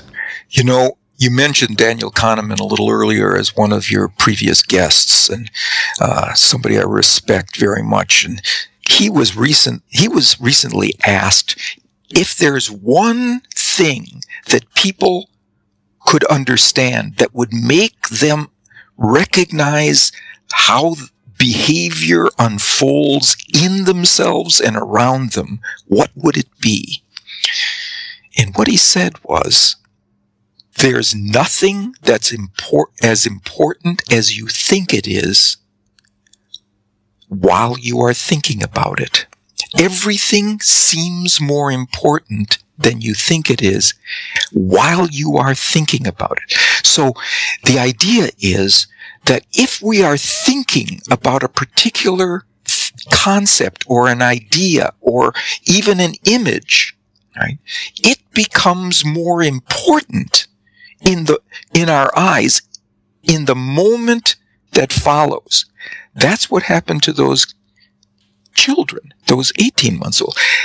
Simply seeing the idea of togetherness and unity became more important for them in terms of their actions than before. Your world is one nonstop moment. Well, I have to say, these things threw me back in my chair sometimes when I was reading about them. Here's another one that I just love. Suppose you're looking for support on a project, maybe with your boss. You've got a great idea, a plan. What we typically do is to ask for our boss's opinion about it in order to get some buy-in from the boss. That's a mistake. We should change one word persuasively. Instead of asking for your boss's opinion about your plan before you show it, ask for your boss's advice on your plan before you show it. Because when we ask for someone's opinion, what they do is take a half step back from us. It's a separating step. And they go inside themselves for the answer of what their opinion is. If we ask for their advice, they take a half step toward us psychologically. We get a mindset of partnership. And the research shows they're now going to be more supportive of our plan even before they see it, because they feel more a part of it. You know, you mentioned one word. I've got a note here. It's actually the next thing I was going to ask you about is the right word and the choice of a word. And maybe you're a great example right now with a new title out, Persuasion. I'm imagining that there was a certain amount of behind the scenes, there was a certain amount of sausage making that took place that allowed you to get to the point where you knew that persuasion was going to be the best word for the next many decades of your life, frankly, because you're gonna own this word now, and I'm sure a lot went behind it. You know, Michael, that's very insightful what you just said, because for the first period of time when I was writing this book, the working title was Moments of Power. And the idea was to find those moments in the course of human exchange with one another, where a request or a recommendation or a proposal will be most powerful. And the more I read, the more I researched, it became clear it was the moment just before the persuasive appeal. So that's where this idea of persuasion came from. And you're exactly right that the hope is to coin a term. So people will be saying to one another, well, what's our persuasive moment here? What do we put persuasively in the instant before we make our request to give it special traction, to give it special leverage? In our few minutes we have left, Bob, I have one last question, thought, let you elaborate some. But in your newest work, Persuasion, you talk about a new principle of influence. Unity, you call it. And I think a great example for my audience especially could be Warren Buffett. You have a great story about Warren Buffett and how he talks about his next, what will happen after him, who will take over, and how that will take place. And he really does a nice job of that, doesn't he? He does a beautiful job in a way that I'd never seen him do before. I'm a Berkshire Hathaway shareholder, and for the last 15 years I've been getting his shareholder reports, the annual letters that he writes to stockholders. Last year he had a special challenge because it was the 50th year of Berkshire Hathaway since he and Charlie Munger took over and brought it to amazing levels of profit. Right? The challenge was, how does he keep people investing at these enormously expensive levels? A single share of Berkshire Hathaway stock this morning on the New York Stock Exchange was going for $221,000 a share. We've never seen anything like it in our markets. Now, his challenge is, how do you get people to keep investing in this when he and Charlie are getting up in age and might not be there next year? So he laid out a very reasoned statement of why we should continue to invest in Berkshire Hathaway because of the various basket of strengths that they have going for them. But before he did that, he said something persuasively that caused me to wipe away any idea of selling Berkshire Hathaway stock. He said, I'm going to tell you about the strengths of Berkshire for the next 50 years.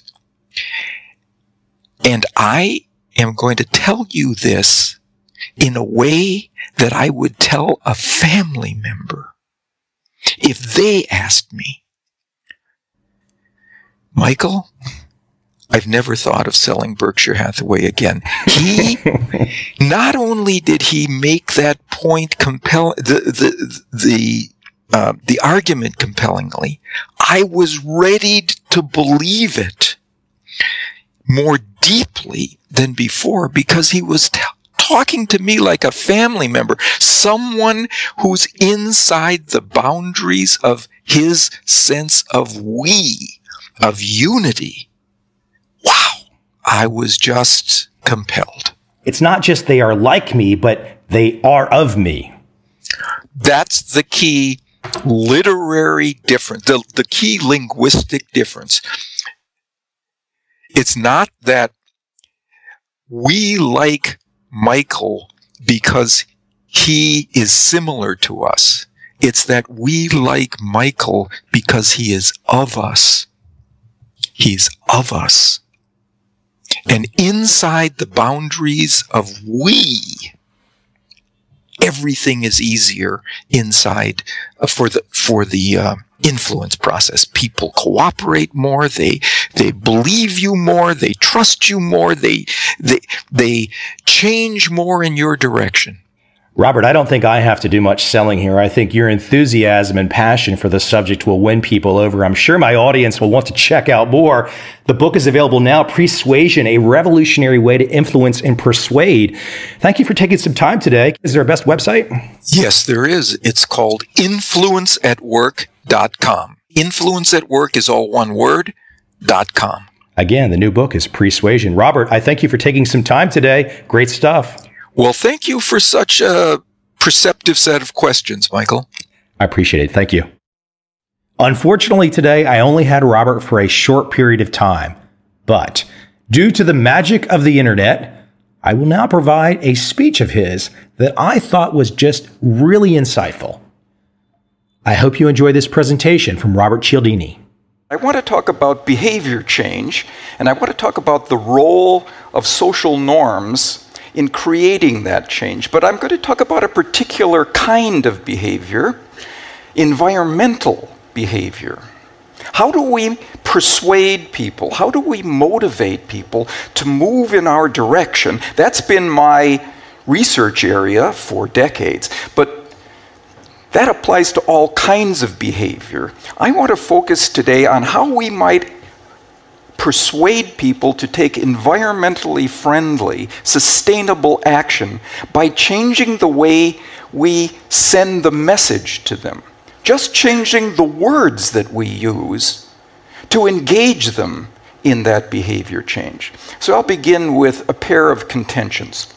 The first is that program designers or decision makers can rely too much on economic factors, such as financial benefits, or on legal factors, such as regulations or laws, when seeking to motivate their citizens toward environmental goals. Now, those are effective strategies, there's no question about that, but they incur costs. The financial factors, bonuses, rebates, discounts, incentives of one sort or another require economic resources that have to be applied to producing the change. And in our world, economic resources are not unlimited. So very often, they do not get applied to that particular crucial issue. I believe the issue of sustainability is as important as there is right now on this planet. But other goals can drive those resources away. So what happens if we don't have those economic resources to provide? Then we often rely on legal factors, regulations, rules, constraints. That provides another kind of cost to the decision maker or the program designer. It's a social cost. It's not an economic capital that we are expending. We're expending social capital because people don't like being constrained. They don't like being regulated. And they resist and they resent those individuals who try to do it. So is there a third way that we could think of that would also be effective but would not incur these costs? I'm going to suggest that indeed, yes, there is. It is the social norms of the situation. Making people aware of, making them conscious of what is the norm in that situation to do. Right? Now, there's the fundamental kind of norm, which is information about what is normal there. What are the people around us, like us, doing there? What have they been doing there? That has an automatic tendency to drive people in that direction. Now, there are some amplifiers of that effect. We are most likely to move in the direction of multiple others and comparable others. Let me give you another way of saying that, and that is, it's what many others do and what similar others do that spurs us to move in that direction. Let me give you an example of how this works in a situation that doesn't involve environmental behavior, but I want to show the reach of this principle of social norms, and indeed even the cross-cultural reach, because it's a study that comes from restaurants in Beijing. Do you know that if the manager of a restaurant, in this case it was a series of restaurants in Beijing, marks the menu with notifications of which are the most popular items on that menu, a number of fascinating things happen. First of all, it produces an increase of 13 to 20% in the sales of those items immediately. without a single cost. The manager doesn't have to put more high-quality ingredients into those, doesn't have to hire a new chef, doesn't have to increase the pleasantness of the decor. No, just point to something that's true. These are the most popular items on this menu. And this applies, by the way, even to those items that people might not always order, starters, for example, or desserts. Suddenly, I know that when I go into a restaurant, I'm thinking, should I have dessert? Yeah, maybe I shouldn't. I had a big breakfast. I expect to have a large dinner. If I see on the menu, this is our most popular dessert, suddenly I have a reason to eat dessert that I didn't have before. Suddenly. And it's a real reason. It's a reason that benefits all of us. I get a great dessert because it's the most popular one, and the owner, the restaurateur, gets an order for everyone benefits, except perhaps my waistline, which suffers.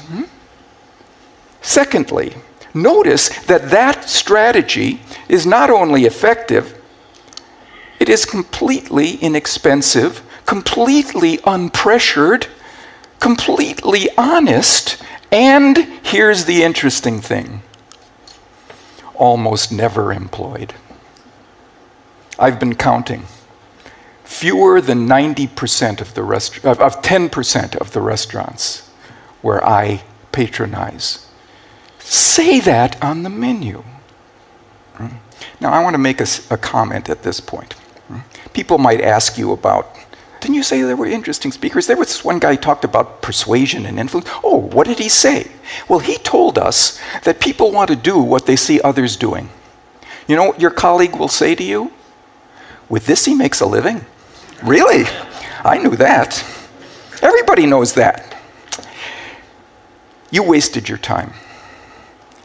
Tell them about the Beijing restaurant study and say, if everyone knows that, why is it that in 90% of the restaurants that we frequent, there is no such message on the menu, if everyone knows this? See, we know these principles, and there are other universal principles of human behavior at a superficial level, but we don't know how to activate them optimally. We don't know how to amplify them optimally. Let me give you an example from environmental setting.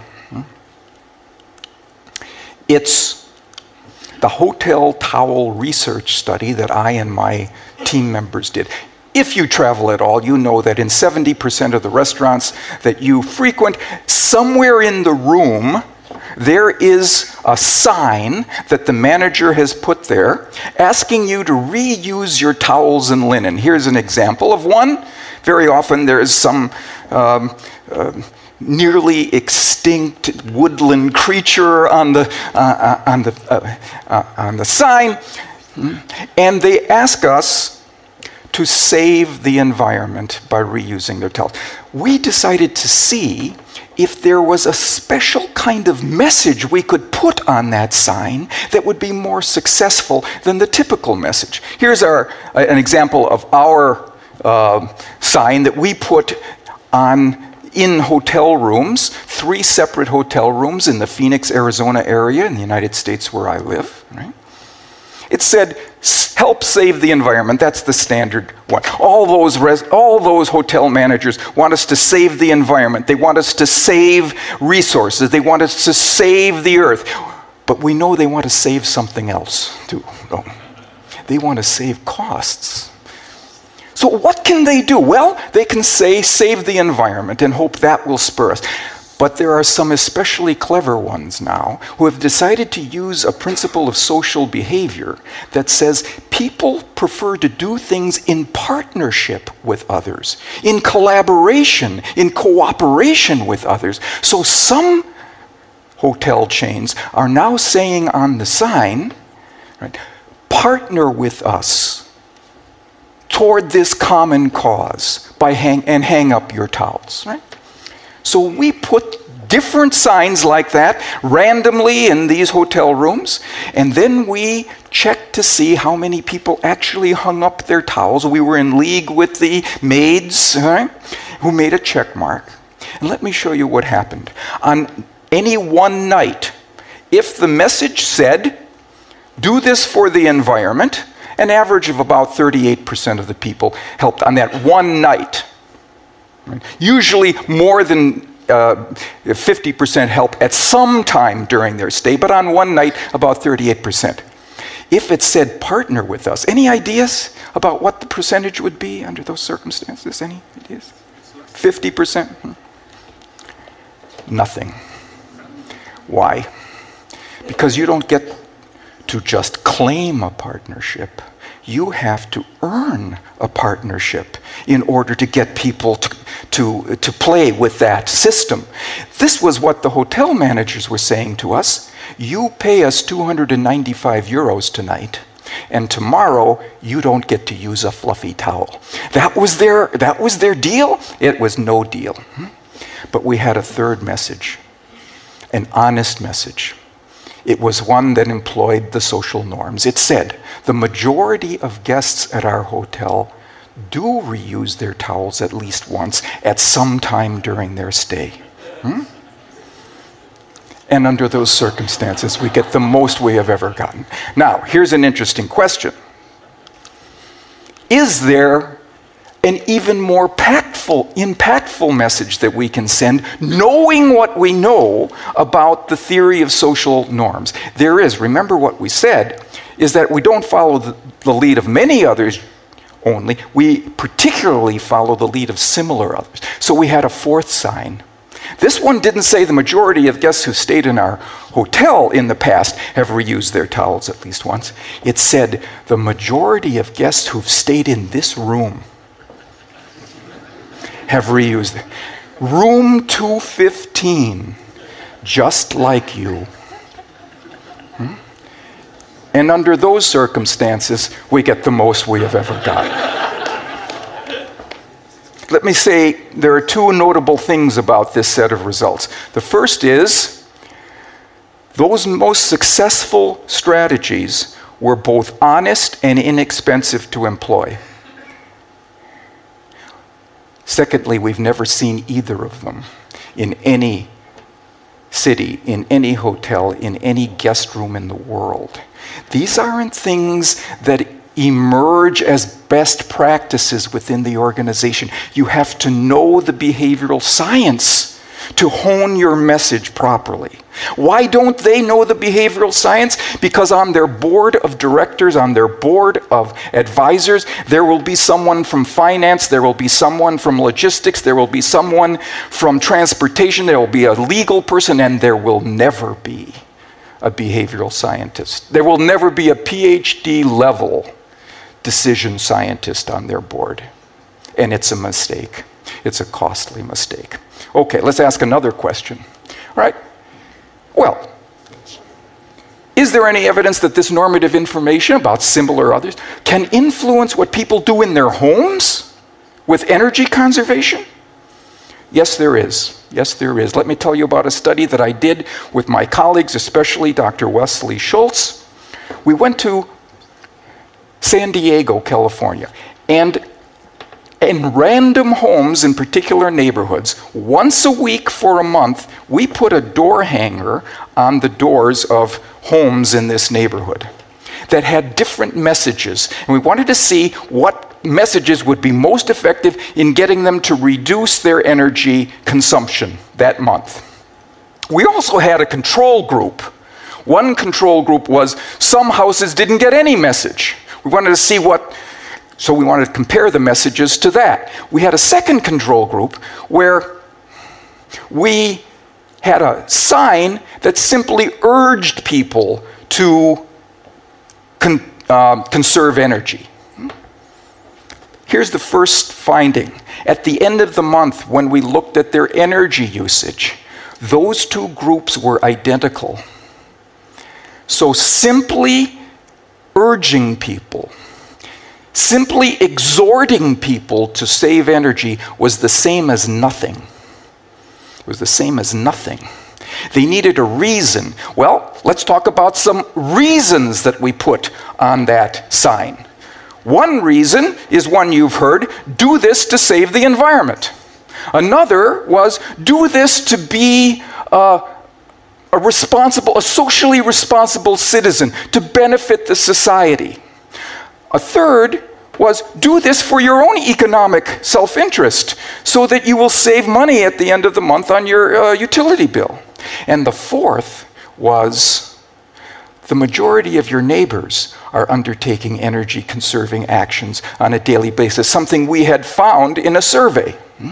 Let me show you the daily kilowatt-hour usage of those signs plus the control group. Right? So here is the sign. Right? This is the combined control group. Environmental protection, benefit to society, saving money, produce small deflections. The only one that made a significant difference is what your neighbors are doing. And it was true. We just had to point to it. Okay, let's finish up here by asking this question. How can we use this set of insights to advance national energy goals? Right?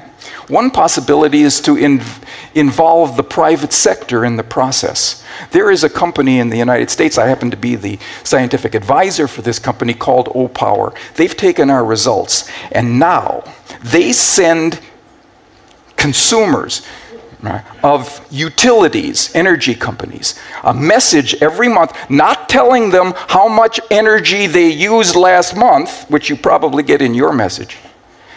They tell them how much energy you use compared to your neighbor. That's all, just compared to your neighbor. It looks like this. And let me show you the results in terms of energy savings. Right? The longer these numbers are, the different utilities, the longer this is in place, the more energy is saved. It's now 3 years into the full commercial rollout of this company, and it has saved 1.7 billion kilowatt hours for telling people something honest. All right? Let's finish. The way I started with my contentions.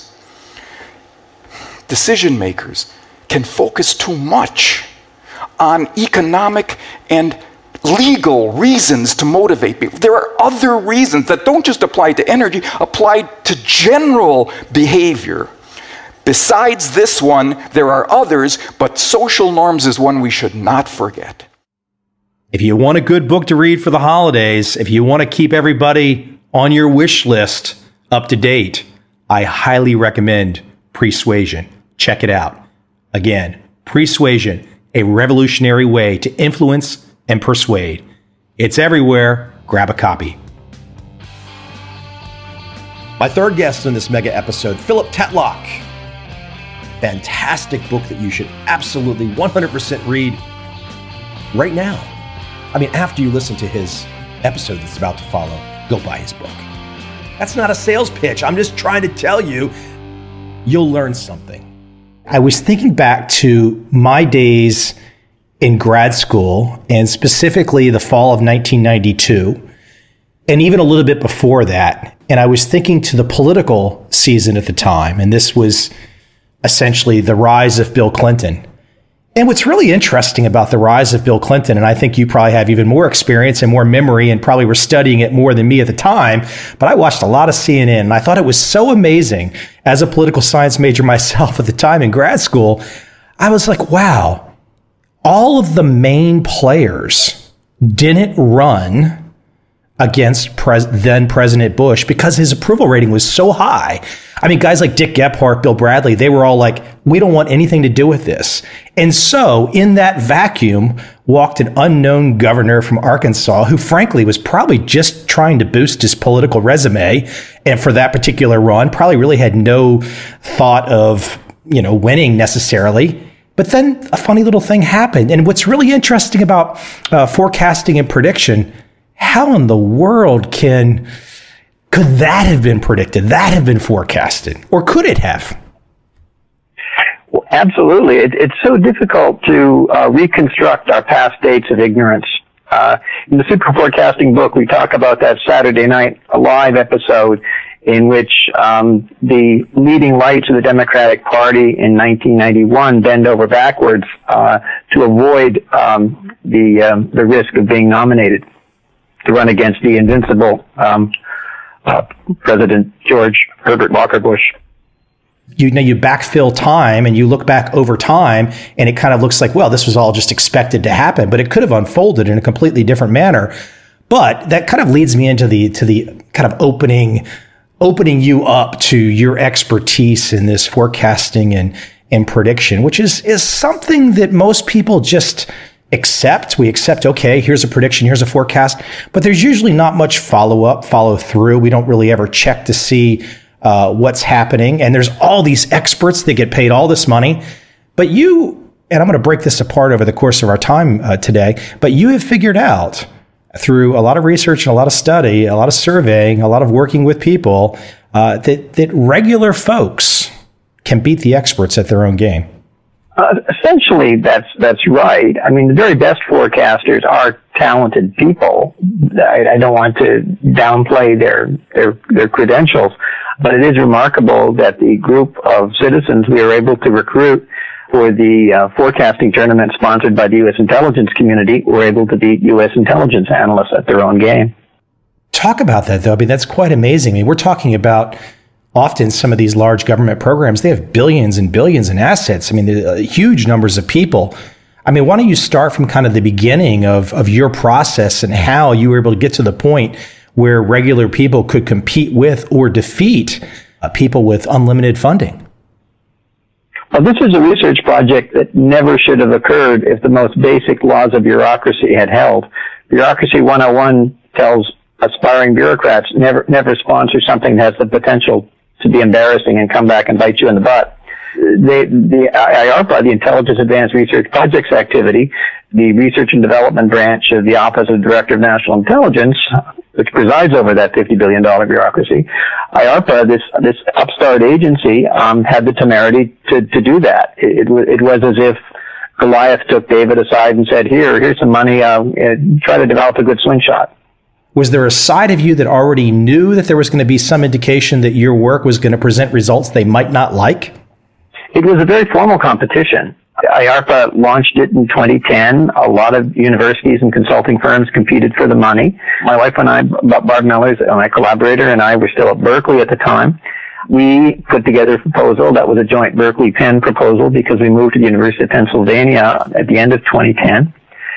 But we were in competition with major research universities and consulting operations for various reasons. The coalition of researchers we put together, which we called the Good Judgment Project, was successful in recruiting very good forecasters, was successful in developing methods of training them, was successful in developing methods of teaming them, was successful in developing algorithms that distilled wisdom from the crowd. And the net result was the Good Judgment Project prevailed in the competition. It won so decisively in the first 2 years that essentially IARPA terminated the other teams, let us poach the best talent, and put us in direct competition with a prediction market and internal benchmarks they had.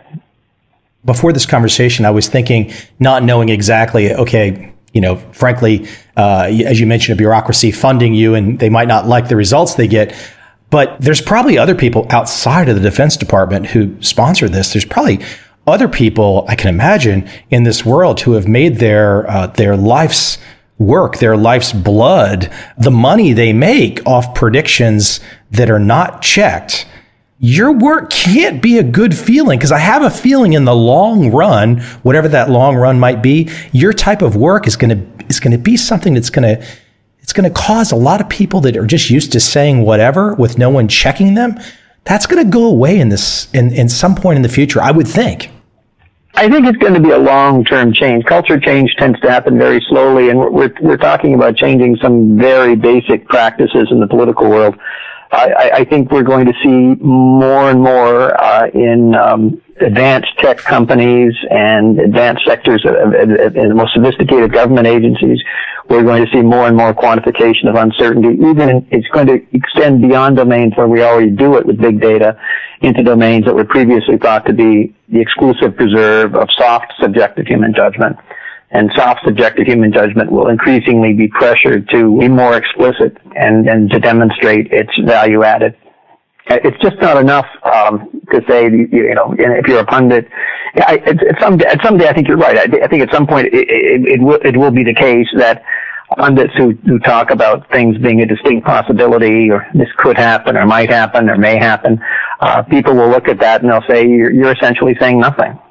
I've liked a lot of his books, The Lexus and the Olive Tree and whatnot, but you get on Tom Friedman pretty good. And look, there's plenty of pundits that you could get on. I think people don't necessarily, and this also comes to the public too, is like we don't demand accuracy. We don't demand data as a whole, as a population, do we? And what is the reason for that we don't put the demand on these pundits for accuracy? So incidentally, I have enjoyed Tom Friedman's books as well, and we didn't single out Tom Friedman because he thought he was a particularly egregious offender. I think he's very representative of the genre. Let me go to an example that I think a lot of people can relate to. So the Iraq War in 2003, the WMD issue. And I always, when people will talk about this, and usually it's a highly partisan thing, and I say what's really interesting about it to me is, even if you don't remember all the details, if you had George Bush and Hillary Clinton on the same side of the fence, that at least tells me that behind the scenes, the intelligence agencies were delivering something that let two very partisan groups, Bush and Clinton, believe the same result. Why don't you talk about some of the lessons learned there and what was the real lesson there? Because clearly both sides of the fence, except for people like perhaps Barack Obama and Bernie Sanders, both sides of the fence believe that those WMDs were there. And I would love for you to also break apart some of the notion that they should have been more probabilistic in their estimates for the public, but they were very certain they were there. And that was another issue you address in your work. Well, I think the Iraq WMD case is a very important one because I don't think the research project, the tournaments even would have happened had the intelligence community not made so massive an error on WMD. When this director of the Central Intelligence Agency tells the President of the United States and other principals that he thinks it's a slam dunk, their weapons of mass destruction, or at least he thinks it's a slam dunk, he can convince people they're weapons of mass destruction. Whatever exactly he said slam dunk. When the most senior officials in the intelligence community use terminology like that in a situation where there is at least some degree of ambiguity, that's telling. Now, you're right. When you look back at the information available to key policymakers and intelligence agencies around the world, the preponderance of opinion was that Saddam was up to something, that he had some kind of, he was violating the UN sanctions. He was violating those, and that nobody knew exactly what he had, obviously. There was no smoking gun, but there's a lot of circumstantial evidence. Saddam behaved in ways to encourage the impression that he had something, perhaps because he didn't want to appear to be weak. So Saddam was actually facilitating the hardliners, making it easier for the hardliners who ultimately destroyed him, which is another ironic subtext to all this.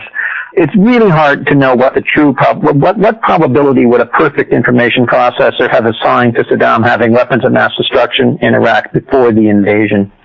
We know it's not 1.0, but we also know it's not 0. We know it's somewhere in between. And we know that even the intelligence agencies of countries that did not want to invade Iraq thought that there was a good chance he had something. Now, I think if you were to construct some kind of weighted average of all the sophisticated observers and their perspectives on Iraqi WMD, you would find that the probability of Iraq having something, the estimated probability, given the information they had then, would have been higher than 50% and certainly less than 100%. So it's somewhere in between.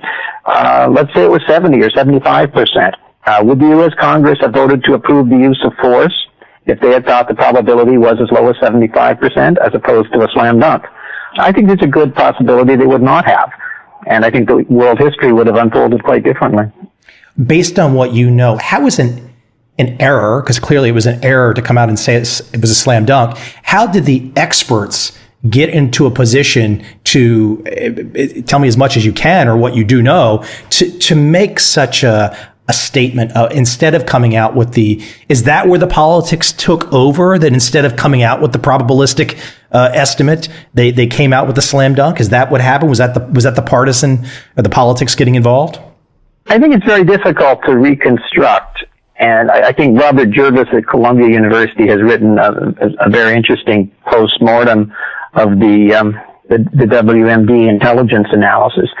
I think part of the problem was that this was happening in the aftermath of 9/11, and nobody wanted to make a false negative mistake.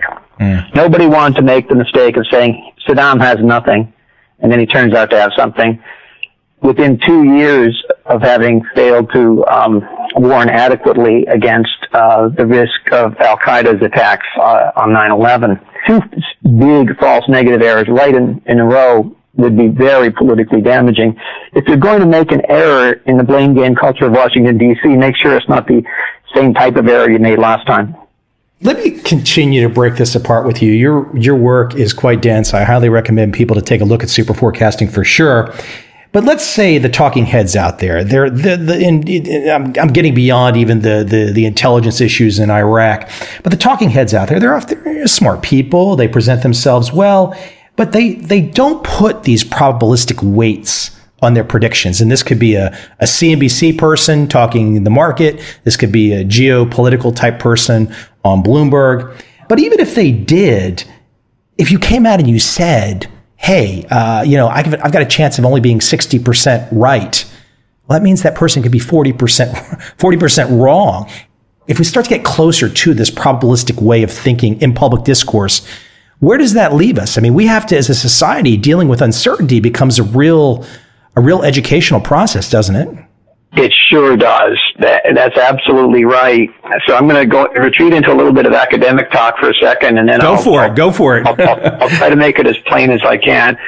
The accuracy of probability estimates of single events is inherently indeterminate, as long as the forecaster is not so foolish as to say 0 and the event happens, or 1.0 and the event does not happen. Otherwise, the forecaster can always argue that something unlikely happened when the forecaster appears to be on the wrong side of maybe. This means we're going to have to start thinking about forecasting and judgment in a different sort of way. We're going to have to think about it the way we think about sports. We have to get at least as sophisticated about this as we are in thinking about, say, the batting averages of players in Major League Baseball or the free throw percentages of basketball players and so forth. It's a probabilistic game. You don't draw the inference that a forecaster is bad simply because the forecaster was on the wrong side of maybe on a particular call. It's really tempting to do that. We talk in the book about how one of the most sophisticated journalists in the United States, David Leonhardt, who created the upshot of the New York Times, how David Leonhardt, after the Supreme Court narrowly upheld Obamacare in 2011, David Leonhardt wrote that the prediction markets had been predicting that there was a 75% probability the Supreme Court would overturn the law. And he said quite categorically the prediction markets got it wrong. You know, those smart aleck economists aren't as smart as they think they are. Markets aren't as perfect as they think they are. Now, as you've already alluded to, when the markets say a 75% chance, that means there's a 25% chance it's not going to happen. How much confidence should you lose in those prediction markets when you learn that they put a 75% chance on something that didn't happen? Should you throw them out altogether and say, these guys are clueless, I'm not going to pay attention to them anymore? Or should you say something along the following lines? Should you say, well, these prediction markets have made hundreds of predictions on hundreds of topics over several years, and we know that on average, when they say 75% likelihood, things do happen about 75% of the time. So this market appears to be pretty well calibrated. Now, is it good news for the credibility of the market that they're on the wrong side of maybe on this call? No. You should lose a little bit of confidence in them, but how much should you lose? Let's say you thought there was a 90% chance markets were really great beforehand, and now you learn that they're on the wrong side of maybe on the Supreme Court call. How much should you move downward from 90%? Maybe 88, 89? You certainly shouldn't go down to 0. Yeah, for sure. Let me add to where you're going there as well. And you bring up sports, and I can think of something like, okay, you start to look at the use of probability statistics in sports, and the book and the film are quite famous now. Moneyball, I always end up watching it. I can't turn it off when it comes on, and I was a baseball guy. And I can look at Wall Street too. And what's really interesting when I start to think about Wall Street is that so many on Wall Street, since they're playing a game that never stops, it really isn't about necessarily your winning percentage or your losing percentage. It's, do you have a positive mathematical edge that you can bet on? And so that takes it even a step further than just looking at percent accuracy, because percent accuracy, frankly, I mean, maybe it's great for the weather, but for serious parts of life, it really starts to open the question of betting. And if you can find a positive mathematical expectation, doesn't it? For sure. I mean, it's very easy to convince people in finance that there's an advantage in becoming more accurate, better calibrated, more granular in your assessments of uncertainty. We talked with Aaron Brown, the chief risk officer of AQR, a big hedge fund. Aaron also happens to be a really serious poker player, and he made the observation that you can tell the difference between a world-class poker player and a talented amateur, because the world-class players are better at distinguishing 60-40 bets from 40-60 bets. I saw her mentioned in your book, but I've had Annie Duke on my podcast, and it was one of the most popular podcasts for sure. Yeah, absolutely. So good poker players know this. They know it in their bones that it helps to be granular. Maybe 60-40, 40-60 isn't good enough anymore. Maybe it has to be 55-45, 45-55, or 52-48, 48-52. But it pays to be granular. So in finance, it's a pretty easy sell because, there are options, and you can back out of options quite readily the probabilities, the implied probabilities that oil is going to go above or below some threshold price, because you're buying an option to purchase things at a designated price. There, it's an easier sell. It's a harder sell, I think, in national security to convince people that, let's say you're the President of the United States and the Sochi Olympics are on in 2014, someone comes up to you and says, Mr. President, our previous estimate of a Russian incursion into the Ukraine was 1%. It's just spiked up to 20%. You want to do something? What do you want to do about it? Now, maybe the president would have done something about it, and history would have unfolded differently in various ways. But it's telling that it's harder in many domains of life to translate improved probability into improved decisions. It's less obvious than it is in finance or in sports gambling and certain other quantitative areas. Yeah, I think when you have the motivation of making money, it's quite different than if you're a president and you have to make a call based on a probability estimate, and that call could affect potentially millions of lives. That's a completely different ballgame than just making the proper bet with a certain weighting, a certain probability weighting, trying to make money. Those are different ballgames. They're different ball games, but I don't know if they're completely different ball games. I think in both cases, the decision maker has to grapple with uncertainty, has to make implicit or explicit probability judgments that are going to influence his or her decisions. So there is a deep structural similarity there. I'm going to jump around on you because you've covered a lot of territory in your work, and it's fascinating to me. And I love there's so many. I could sit here and go line by line and literally pick apart the entire book and have you talk. But you bring up an interesting example with a gentleman named Robert Rubin, who started. He was at Goldman Sachs. He worked under Clinton. A great probabilistic thinker, and everyone loved him and thought he's a fantastic job in the late 90s, right? And then, the 2008 crash comes and he's the worst thing since he's just a terrible, terrible guy. I really don't have the experience to speak to that one way or the other, but talk about the Rubin example and those extremes. And he was always just a probability guy. He was, and probability guys aren't always right. Just as the prediction markets weren't quote unquote right about Obamacare, but they tend to be pretty well calibrated, which means that if you knew nothing else, you would be wise to listen quite carefully to what they have to say. Yeah. I want to try and dig a little bit into your super forecasters and some of the lessons learned and some of the ideas that maybe will translate or pass along to people listening, or at least they'll get inspired to go take a look at your work. The 2008 crisis was really interesting because, so many people, you can look at comments in 2005, 6, 7, even early 08, people are like, there's no problem with real estate, stock market's great, this and that. But, a funny thing happened, that stock market, when the S&P started to tick down over the course of 2008, that price action itself seemed to be a heuristic for something. So, you don't necessarily know what's going to happen, but I guess where I'm going to let you go with is it when you start to train your super forecasters, and I'm just kind of outlining the S&P moving down over the course of 2008, but the super forecasters are looking for, one of the things they're looking for are sources of aggregated data, and using those available sources of aggregated data. If that's betting on sports, that's looking at Las Vegas odds, going to the various sports books. But I'm thinking aggregated data is also the price action in markets. Why don't you talk about aggregated data as one aspect of the traits and trainings that go into the super forecasting? That's right. The super forecasters are acutely aware that there is very valuable information lying around in the world that's been pre-processed for them, so they don't have to reinvent the wheel when they approach many problems. Now, the stock market is far from a reliable indicator to whether there's going to be a major economic recession. Paul Samuelson famously joked that it's predicted 9 of the last 5 recessions. But that doesn't mean the stock market is a zero predictor. The stock market has some predictive power there. Super forecasters are acutely aware of the wisdom of the crowd literature. They're also aware of the potential madness of the crowd. They approach these things somewhat warily, but if they knew nothing else but a good wisdom of the crowd indicator as reflected in London bookie odds or the latest prediction market results, if they knew nothing else but that, they would probably want that to be their starting prediction.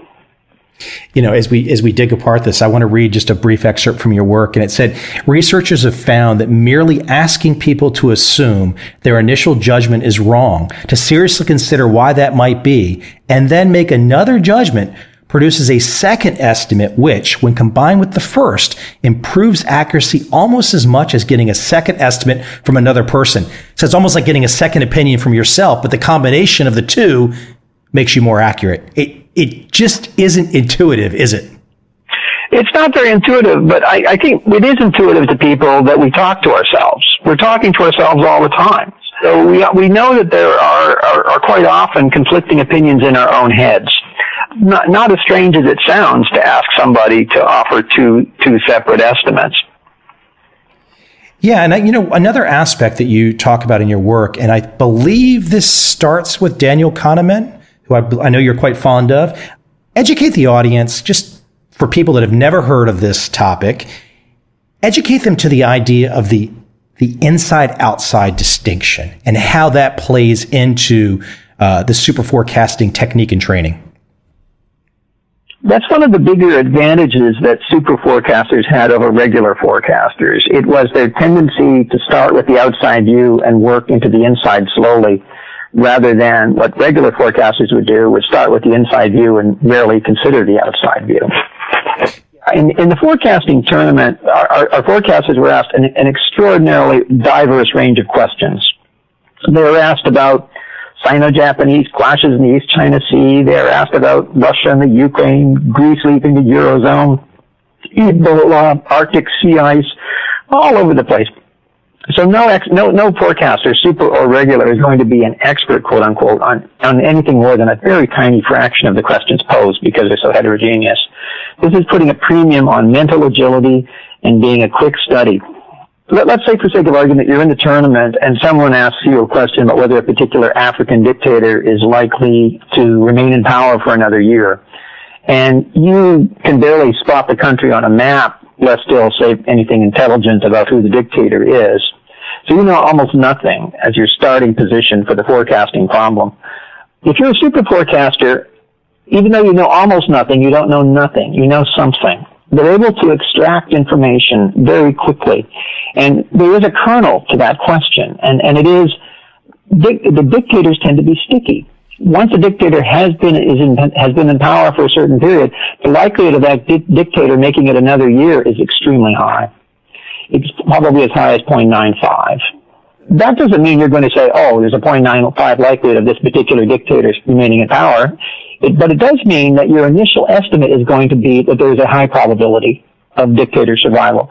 And you're going to adjust from that in response to new evidence about the particulars, the inside view of that situation.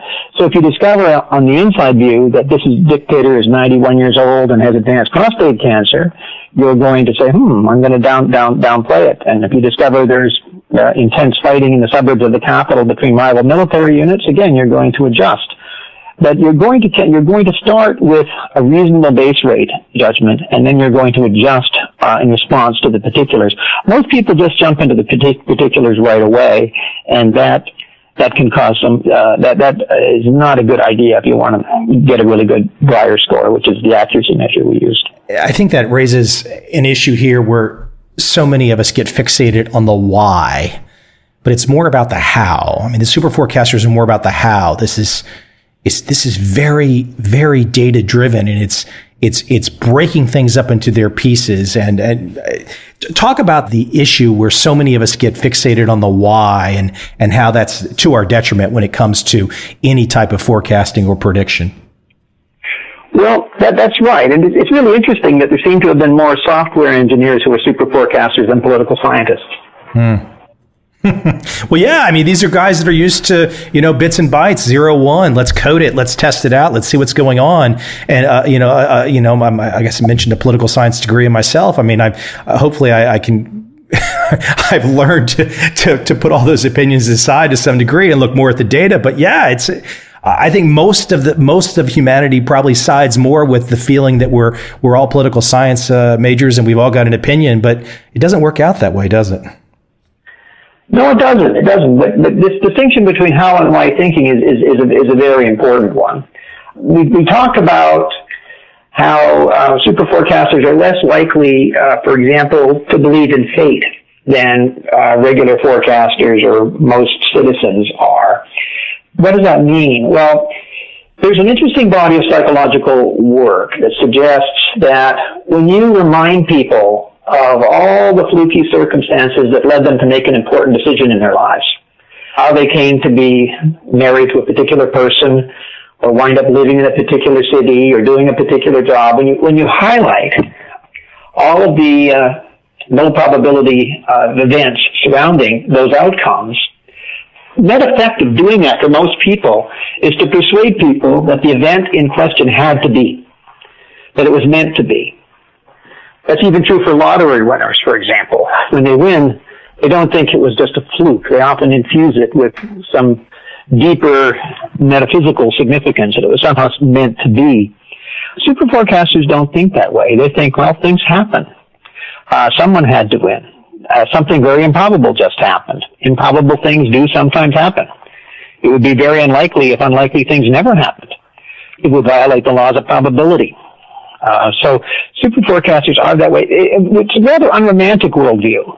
It means that the super forecaster might have to look at his or her spouse and say, well, I guess I could have wound up with any one of 433,000 other spouses. But we wound up together, and let's make the best of it. Well, and that's what's interesting about your work is that you're not attempting to tell people, hey, this is about meaning or this is about happiness. You're saying, here's what happened. Here's the data. Here's how regular people can start to forecast and predict social phenomena with greater accuracy than you might expect, and greater accuracy than perhaps extremely well-paid experts. But again, you're not attempting to tell people this is the way the world is, and you should feel this way and feel that way. You're just kind of saying, here's the data, take it or leave it. Am I reading you right? That's exactly right. These are the data.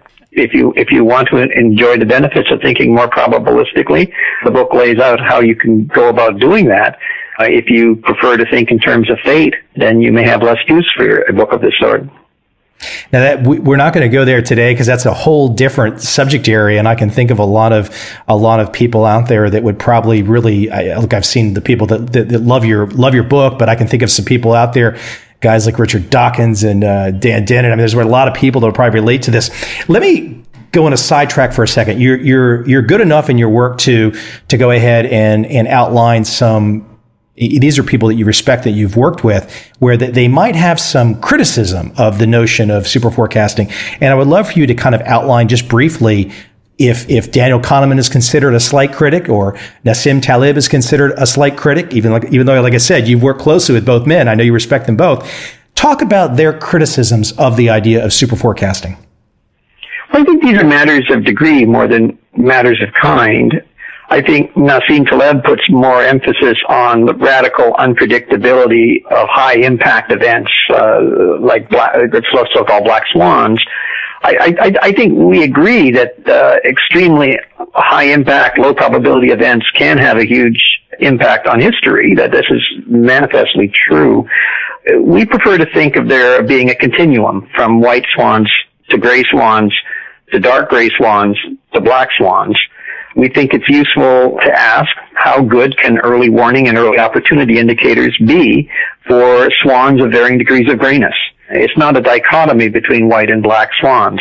So I think we see greater value in investing energy in improving the accuracy of probability judgments, whereas I think Nassim Taleb, in his most recent book on anti-fragility, sees greater value in investing in contingency plans to cope with black swans. It's just a different emphases. I don't see how you can make contingency plans without also attaching probabilities to scenarios. So I don't think there's any avoiding probabilities. I think you can try to cover them up, but I don't think it's wise to try to do that. So there is a difference of opinion there. I think the differences with Danny are even slighter. They have to do with the degree to which he is less optimistic than we are about the feasibility of finding better forecasters who will be consistently better, of training them to be consistently better, of teaming them, of finding algorithms that prove to be consistently better. So I don't think he denies that there's some potential for improvement. I think he's probably a little more pessimistic than we are about the magnitude of the potential, but these are subtle differences, and I think each of us is willing to move in response to evidence. I think we are inevitably going to run into low predictability years in which the very best forecasters are hard-pressed to do any better than dart-throwing chimpanzees.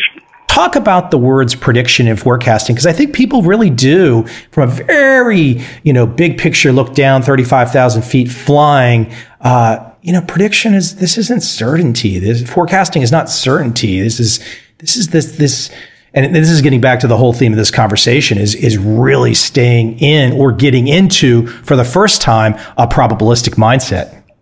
It is hard. Imagine you're talking to a super forecaster in a bar, and conversation turns to global warming, and someone turns to the super forecaster and says, "Hey, do you believe in global warming?" I think your typical super forecaster would look at that as a stupid question. Just pretty stupid. Why is it a stupid question? Well, there are two major reasons it's a stupid question. First, global warming is ill-defined. What in goodness name does it mean?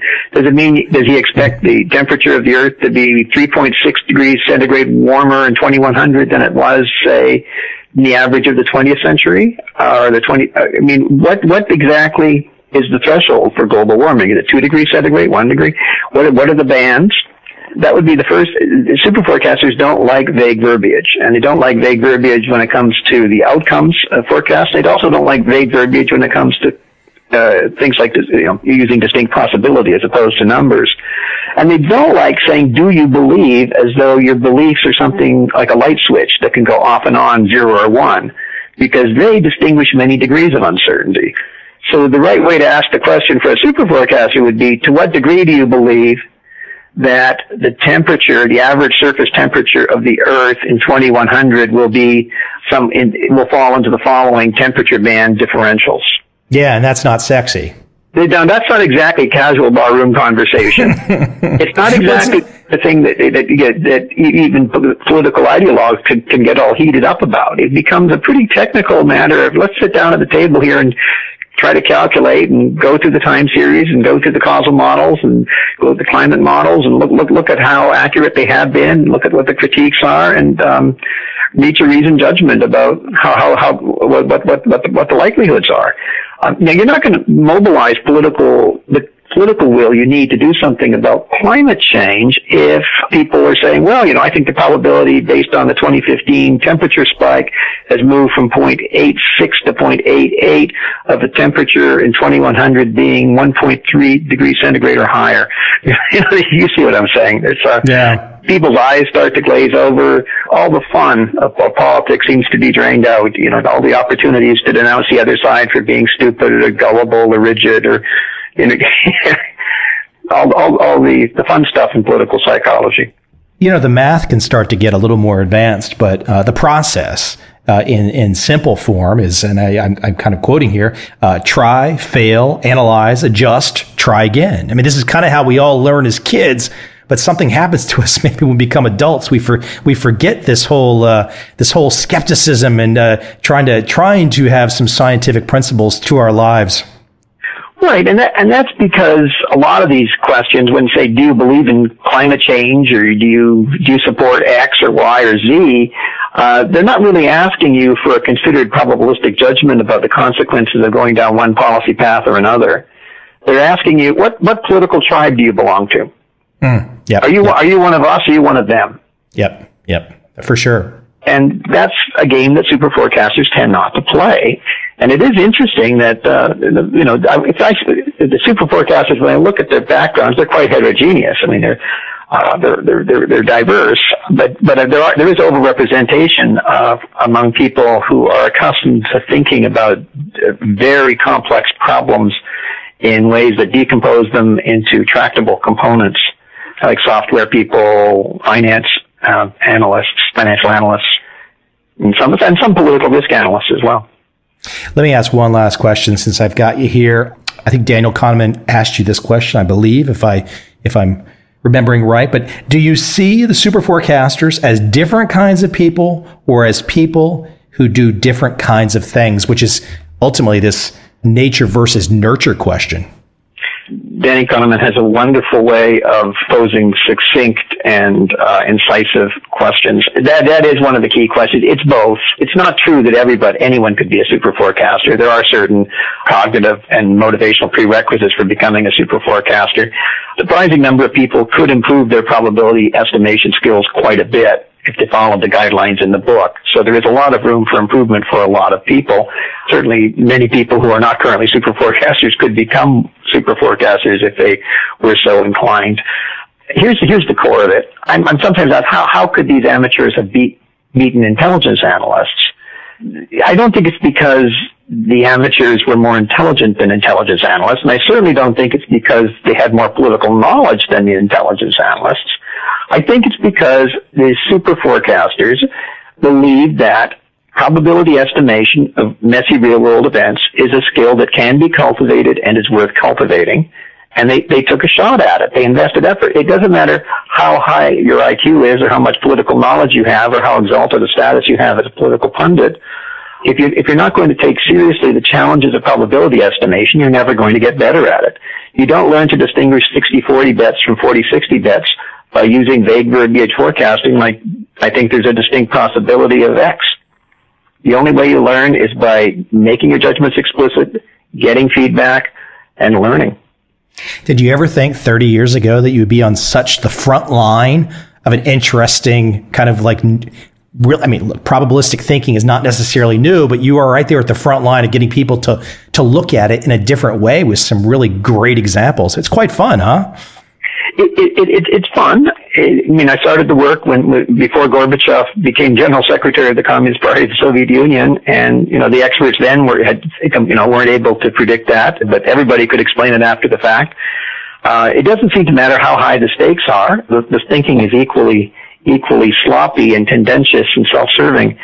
So I see this as an important part of human progress, of moving the Enlightenment agenda forward. I think political debate, we conduct political debates remarkably primitively.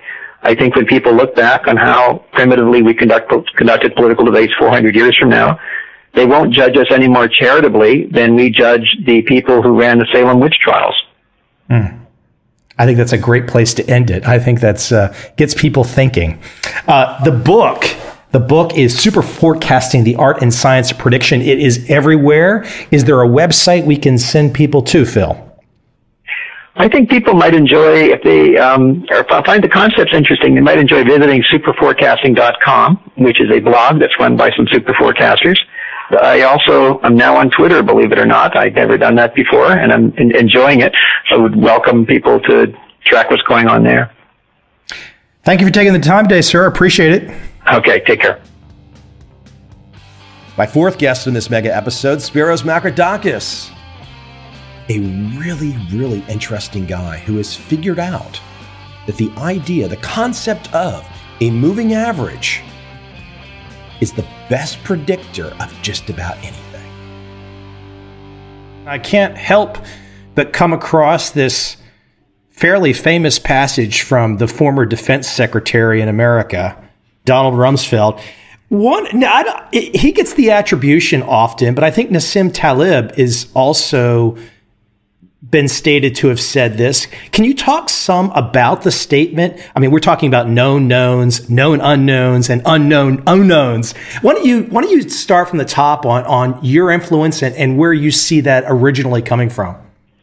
Well, I think he's right. There's also another part. There is also the unknown knowns, okay, which he hasn't mentioned, which is also very important. For instance, there are a lot of things that we know, but we don't want to believe, what we call the illusion of control, okay, which is also part of the whole idea that we cannot forecast well, and that the uncertainty is tremendous, it's very, very high. And right now, as a matter of fact, I'm doing a paper which is about a survey of forecasting and uncertainty, which goes beyond the book. And what we can conclude is that what we can forecast is really very, very little, and we're not willing to accept the uncertainty. To give you an example which really hits a lot, if you take medicine, how well the doctors can predict what's going to happen to us. Okay, and the fact is they cannot predict at all. Okay, and we have the illusion that they can predict. For instance, they did a study. They took something like 160 cases of disease that they had the diagnosis, and they gave it to physicians. They asked them to make a diagnosis. In the difficult cases, only 7% of the diagnosis was correct, which is amazing. It's much worse than flipping a coin, huh? It's much, much worse than flipping a coin. Well, it's not two cases, right? It's more than two cases, because the diagnosis is not, you cannot say it's going to be yes or no, because there are many, many different possibilities. And the worst thing is that the doctors, when they ask them how certain you are about the diagnosis, only 7% said that, 7% said that they were not certain, that they knew, what was going to happen. Okay. So we have a lot of problems with forecasting and with realizing what is the uncertainty in our forecast. And the fact is we're not willing to accept it, and the serious implications for that. Why don't you give my audience, because I'm going to come back into some of the medical examples. There's some great medical examples in this particular work, Dance with Chance. But why don't you lead my audience through the two main types, and you've done this more for a general audience, but the two main types of uncertainty you see. I think it's very clever how you define them as subway and coconut. Well, there are some uncertainties that we can quantify, and there are a lot of uncertainties that we cannot quantify. And that's what Taleb calls the black swans. There are things which, for instance, the tsunami that hit in 2004, it hasn't happened before, okay?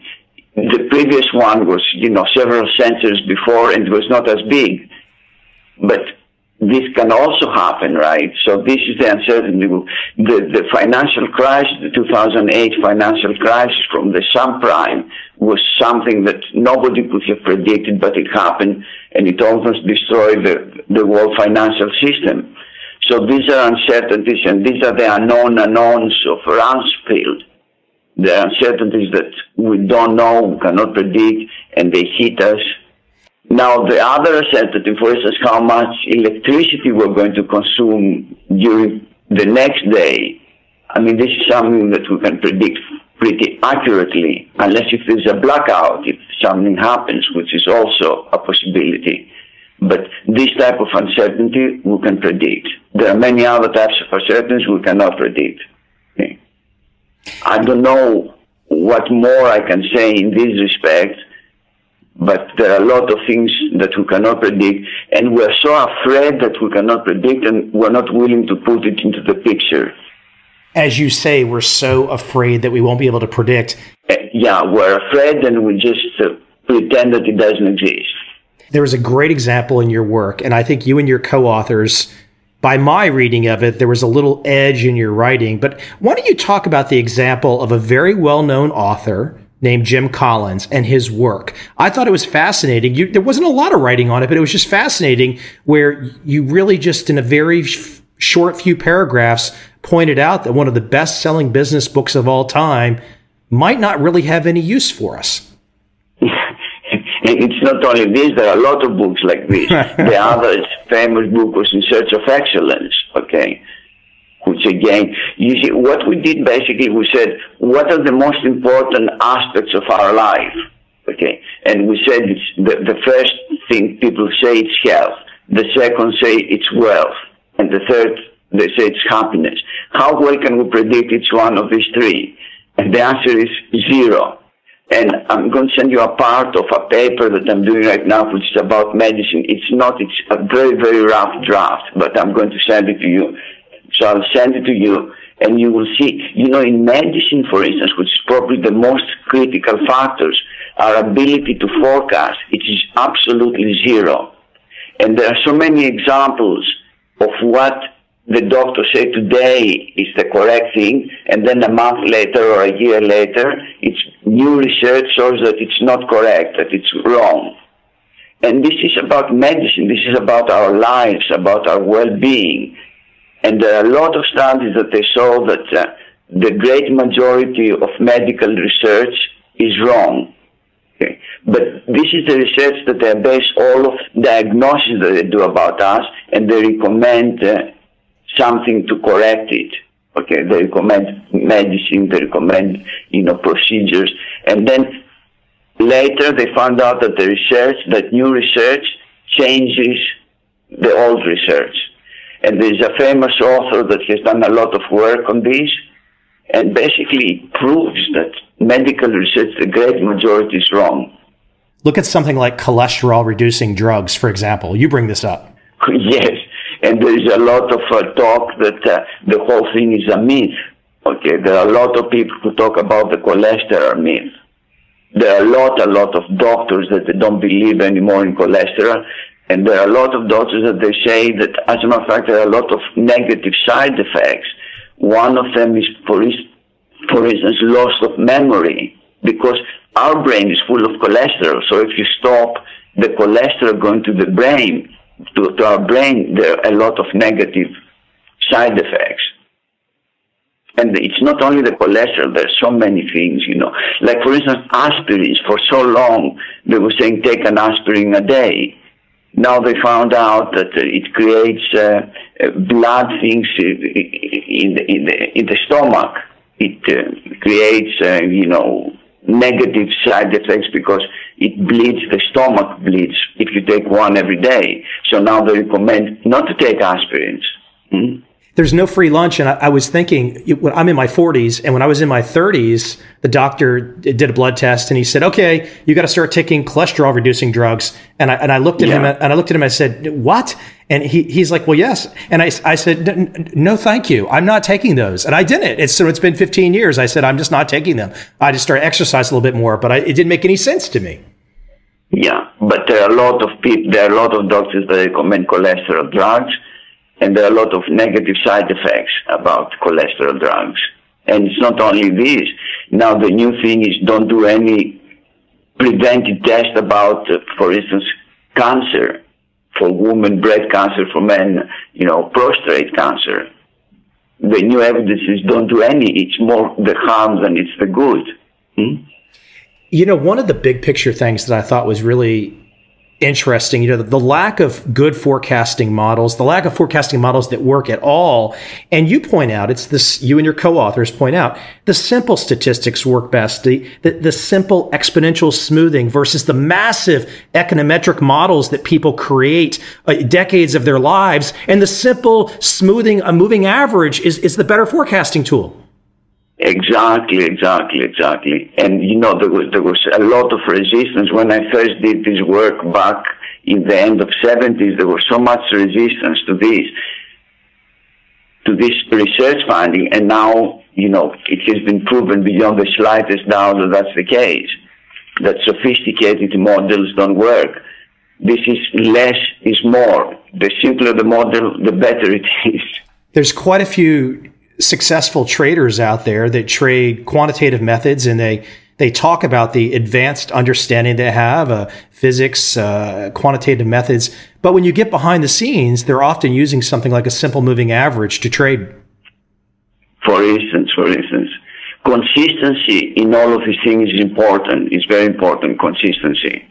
And as long as you are consistent, that's probably the most important aspect of trading. And if you have a rule, a lot of people, you know, they're not consistent with them. They get, you know, good news is over discounted and bad news is really under discounted a lot. Okay. And that's what creates the problem. And this thing is something that has been proven. So consistency seems to be important. Simple decision rules seem to be very important. And it's every place. Those simple decision rules also outweigh the expert judgment as well. Exactly. And this thing has been proven continuously. Now, there's got to be quite a bit of people in the business and academia community that don't like what you have to say, that you and your co-authors, no. Everyone can't like this, do they? Of course they don't like it. And the worst bunch are the doctors. The doctors don't like all of this new evidence. Okay, they don't like it because, in the United States, for instance, they spend 17% of GNP on on medicine, you know. That's a huge amount. And what's very important is that areas that they spend much more on medicine, they don't live longer than areas that they don't spend money on medicine. Okay, which is another, you know, fact. And what the doctors call the wallet test. You go to a hospital, they see how much money you have, and then they decide what treatment to give you to maximize their revenues. It's a great feeling, isn't it? Yeah, it's a great deal. You know, another thing which is very clear is cesareans. I mean, the World Health Organization, they just published a study, and they said that cesareans should be between 10 and 15% of births. In some countries, it's more than 70%. Okay, and it's harmful for the mother, it's harmful for the child, and they still do them because it increases their revenues, and it's much more convenient. Instead of calling them at 3 o'clock in the morning, they you know, program it at 3 o'clock in the afternoon. Okay, the days that they are available. It's Friday. Yeah, let me jump back really quick to the Jim Collins example. And as you said, it's not just Jim Collins' book, Good to Great. But I was thinking to myself, and from your book, it talked about, you know, whatever happened to the 11 companies identified by Collins as having made the leap from good to great. And it turns out none of them appeared in the Fortune top 10 of most admired companies since 2001. Now, what's really interesting, too, is when I fly around the world and I go into the airport bookstores, that book is everywhere. It's everywhere. I know. I mean, that's not a knock against Jim Collins or anything, but it's just, what do you think is driving us when other people can say, hey, this research is off, it's not valid today, but still we want to sell it and keep giving it to people? It's kind of sad. Yeah, but we like hero stories, right? And Jim Collins is a hero, you know, and we like to listen to things which we think they're going to help us.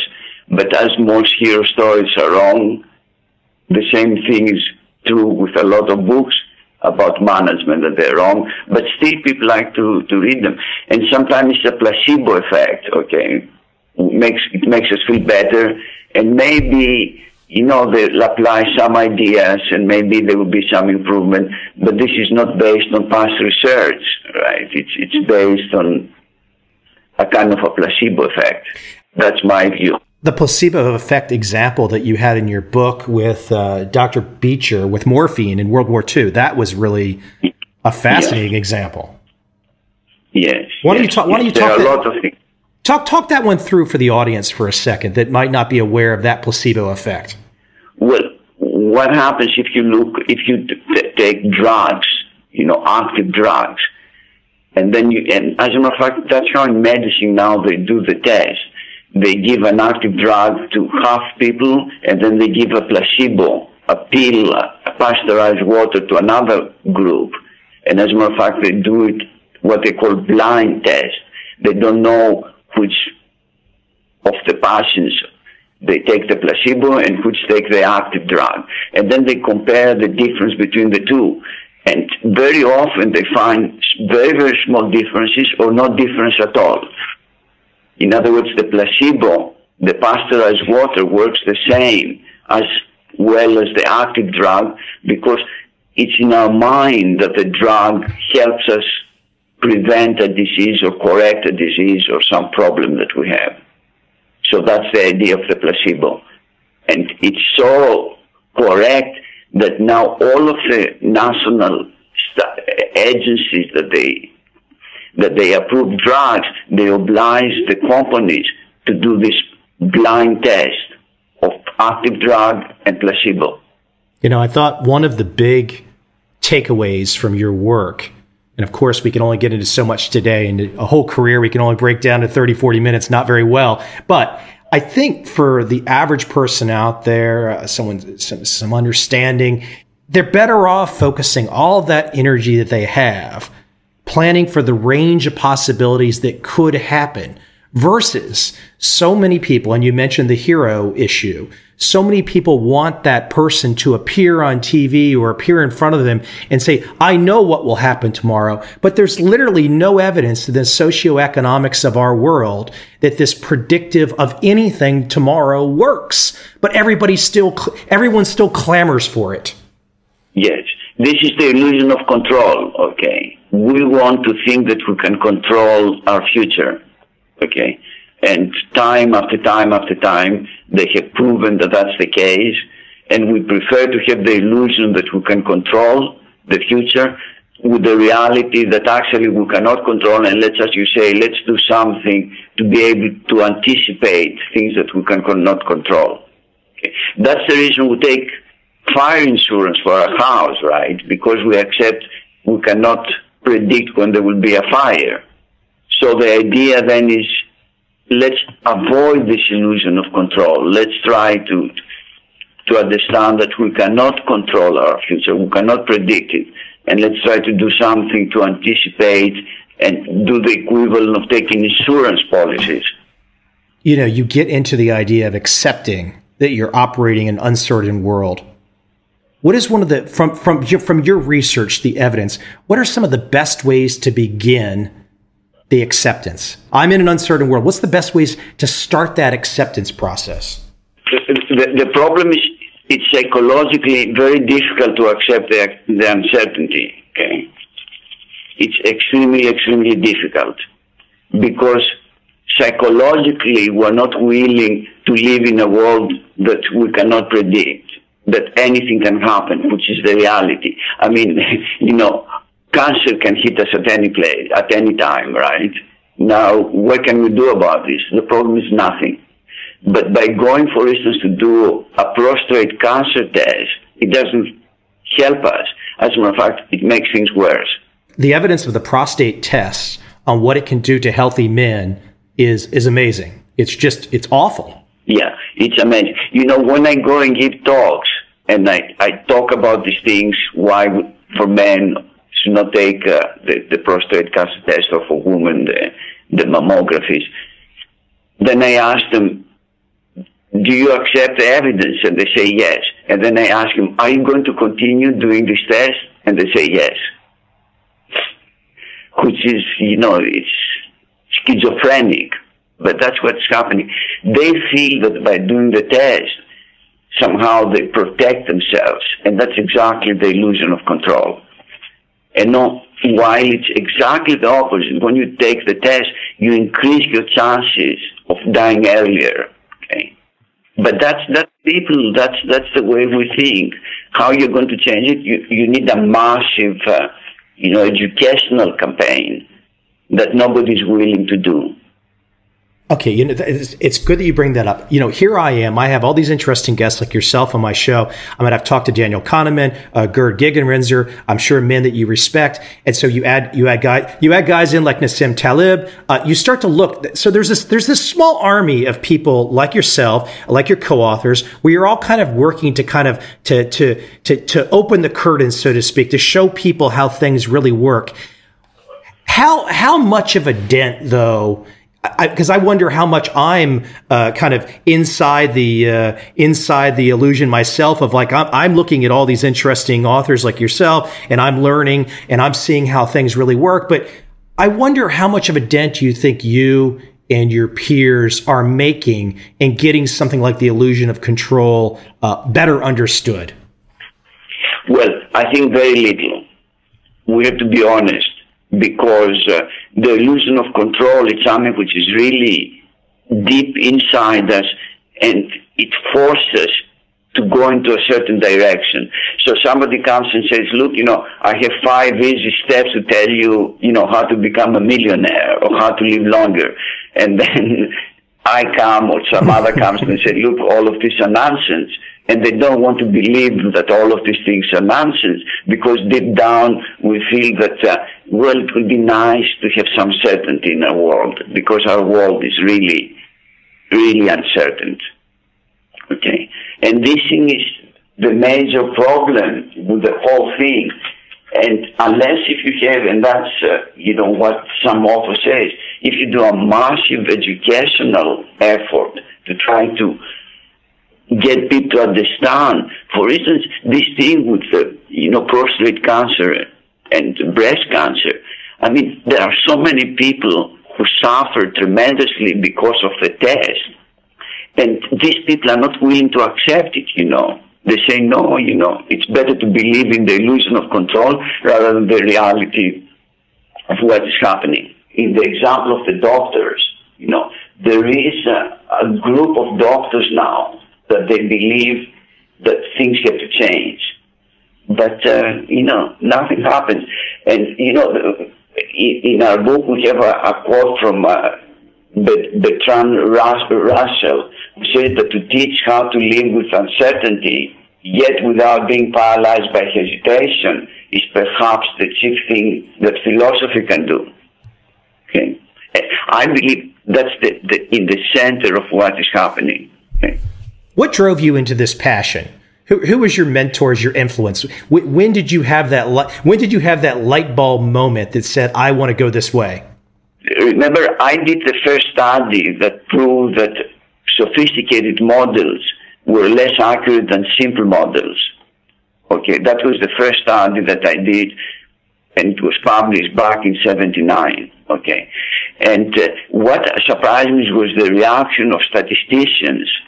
Okay, and if you want, I can send you the paper. Sure, okay? Sure. I'll send you 3 papers. Okay, I'll send you 3 papers. I will send you a paper that I have done recently about the illusion of control. Okay, I will send you a paper about medicine and how well you can forecast, how well medicine can forecast. Okay. And I'll send you this paper, which was the first paper that was published a long time ago in the Journal of Royal Statistical Society. And you will see there, because when I present the paper, there were also comments. There were also comments from statisticians and how they attack me, okay? And this is what got me to do another study where instead of me, they were saying basically the reason you found this result was because you don't know how to apply these methods, the sophisticated methods. So I organized another competition where now the forecast was done by experts, and we found exactly the same results, okay, where it meant that very simple models were much more accurate than sophisticated ones. Okay? And that's what drove me into this.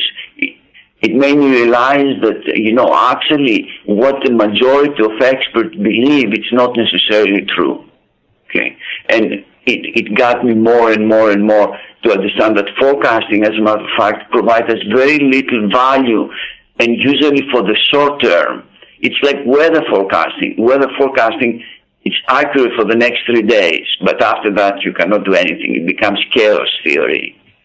As a young guy, though, when you were a young man, did you obviously weren't trusting the system, but even before you got to the research and you could prove things, were you trusting the system? You don't seem like that type of person. Of course, because when you go to school, when you get a PhD, they teach you to trust the system. They teach you to trust research.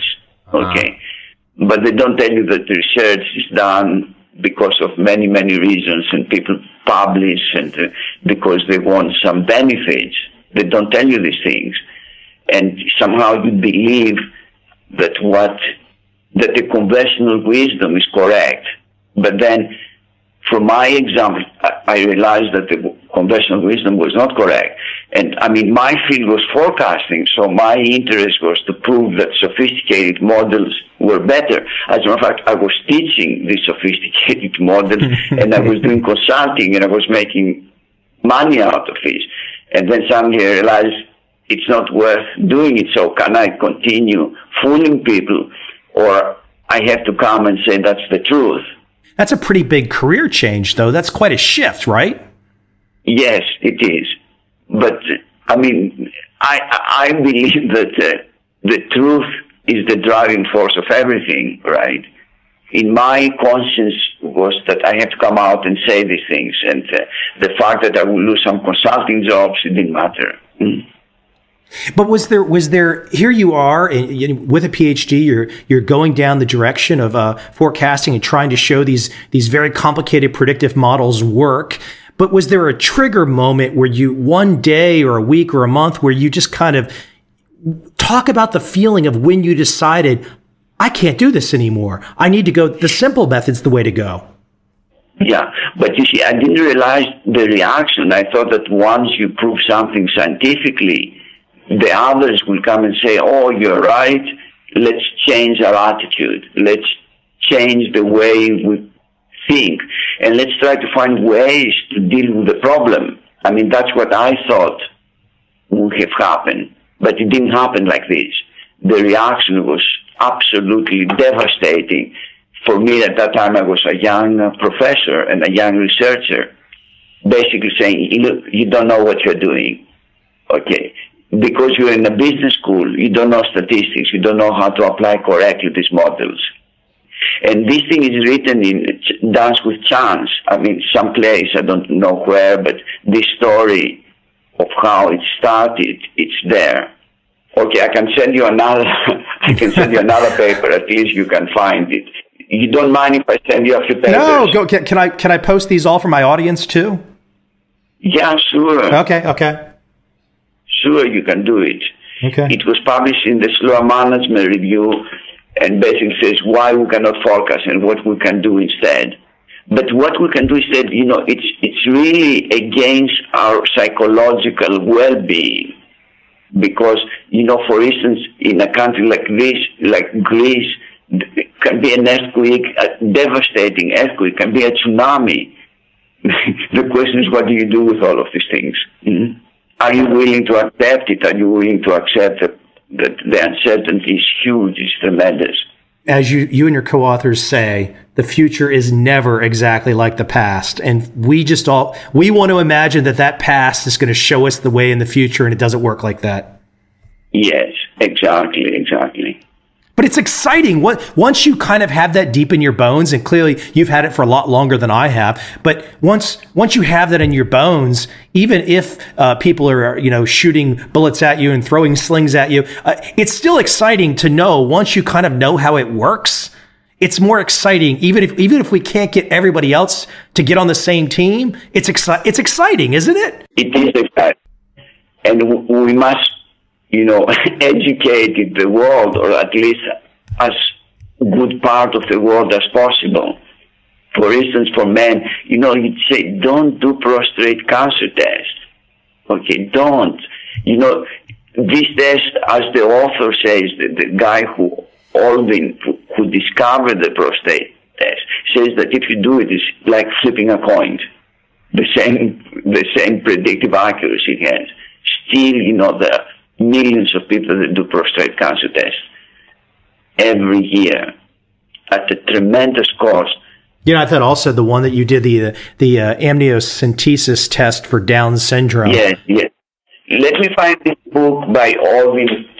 Maybe you would like to see it. The name of the guy is Richard Albin, and he's the guy who discovered the prostate cancer test. And says the title of the book is The Great Prostate Hoax. And basically, it's worth getting this book if you're interested in this area. Because, this is the guy who discovered the prostate cancer test. And basically says, don't do it. It's devastating. I thought was also interesting. You and your co-authors give some great points when you're dealing with a physician. Just simple questions like, what if I do nothing? Yes.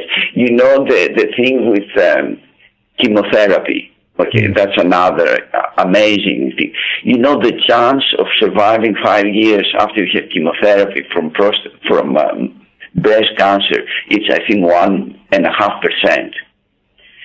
Yet they don't say what will happen, the studies, if you don't do chemotherapy, how long you're going to survive. Okay, which is precisely what you're saying. But 1.5, me as a statistician, it's not worth doing chemotherapy where it destroys everything on you. Yet they do it all the time. Doctors recommend because it brings in tremendous revenues. Okay. You know what it also plays into too? It plays into the fantasy that we're all going to live forever. Well, that's another thing. Or the other fantasy is it can happen to others, but not to us, right? Again, that's the illusion of control. Yeah. That's a really interesting point about the chemo, though, that to say, okay, how much longer will I live with it, and how much longer will I live without it, and put the doctor on the spot and say, please, doctor, tell me the answer. Yeah, but they don't know, and they don't want to tell you. Then they start saying, oh, there is the hope, and there is this, and there is that. Okay. Hey, well, listen, Professor, I appreciate you taking some time today. Where's the best? You're going to send me all these papers. I'm going to post them for my audience. A lot of people will check them out for sure. Where's the best? Is there a particular? Look, the book is Dance with Chance. It's on Amazon. I've already recommended it to people. They can find your academic website at the university really easy? Is there another particular website that you want to point them to?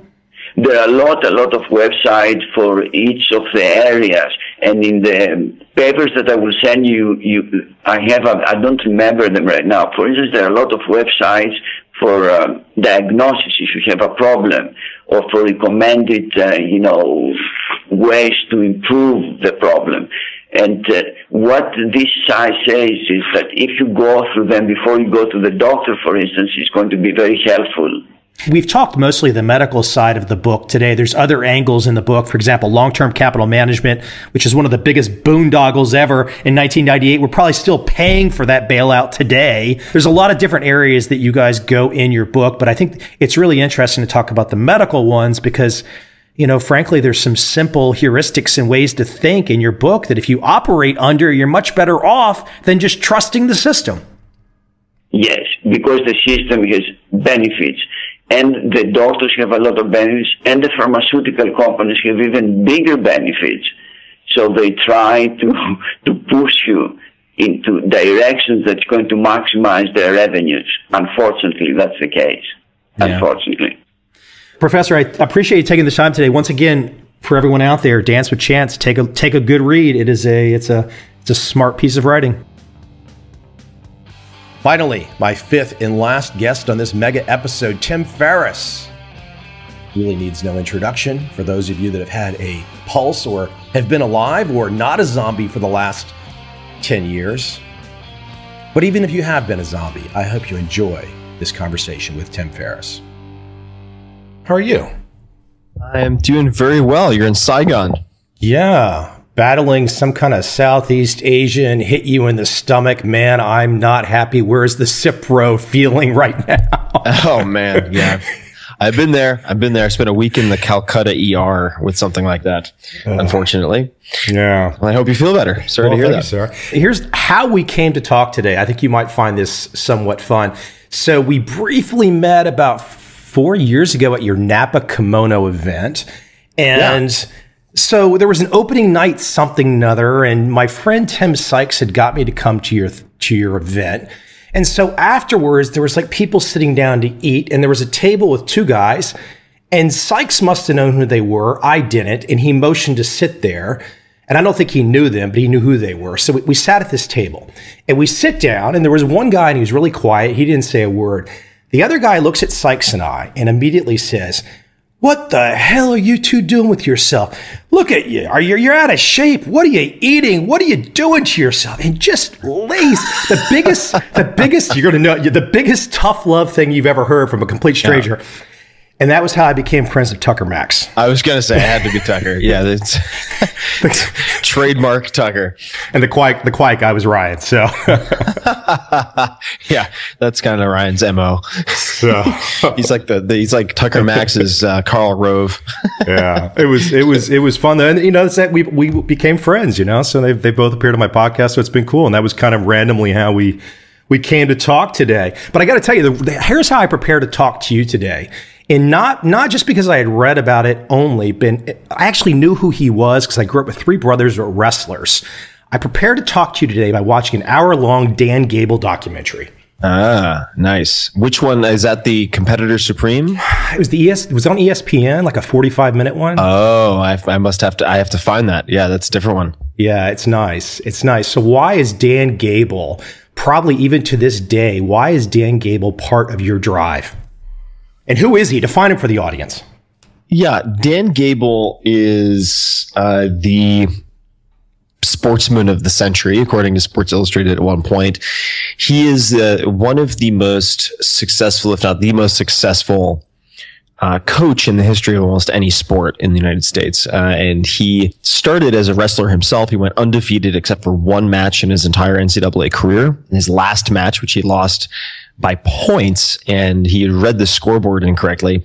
That made him so upset that he trained for the Munich Olympics 7 hours a day, 7 days a week, and then won the gold medal without having a single point scored on him. That is impossible, but he did it. That is something akin to winning Wimbledon without having a point scored on you. Does not happen. And when people thought he was at the top of his game, couldn't possibly do anything to supersede that, he then proceeded to coach in Iowa and produce, 200 plus All-Americans. One, I think I'm making up these numbers, but it's like 13 Big Ten titles in a row, produced multiple Olympians. He was just the mutant factory owner, and he was so good at creating a machine of such extreme dominance that people in every other sport started to take notice, even though wrestling is typically kind of the redheaded stepchild that doesn't get any attention or appreciation.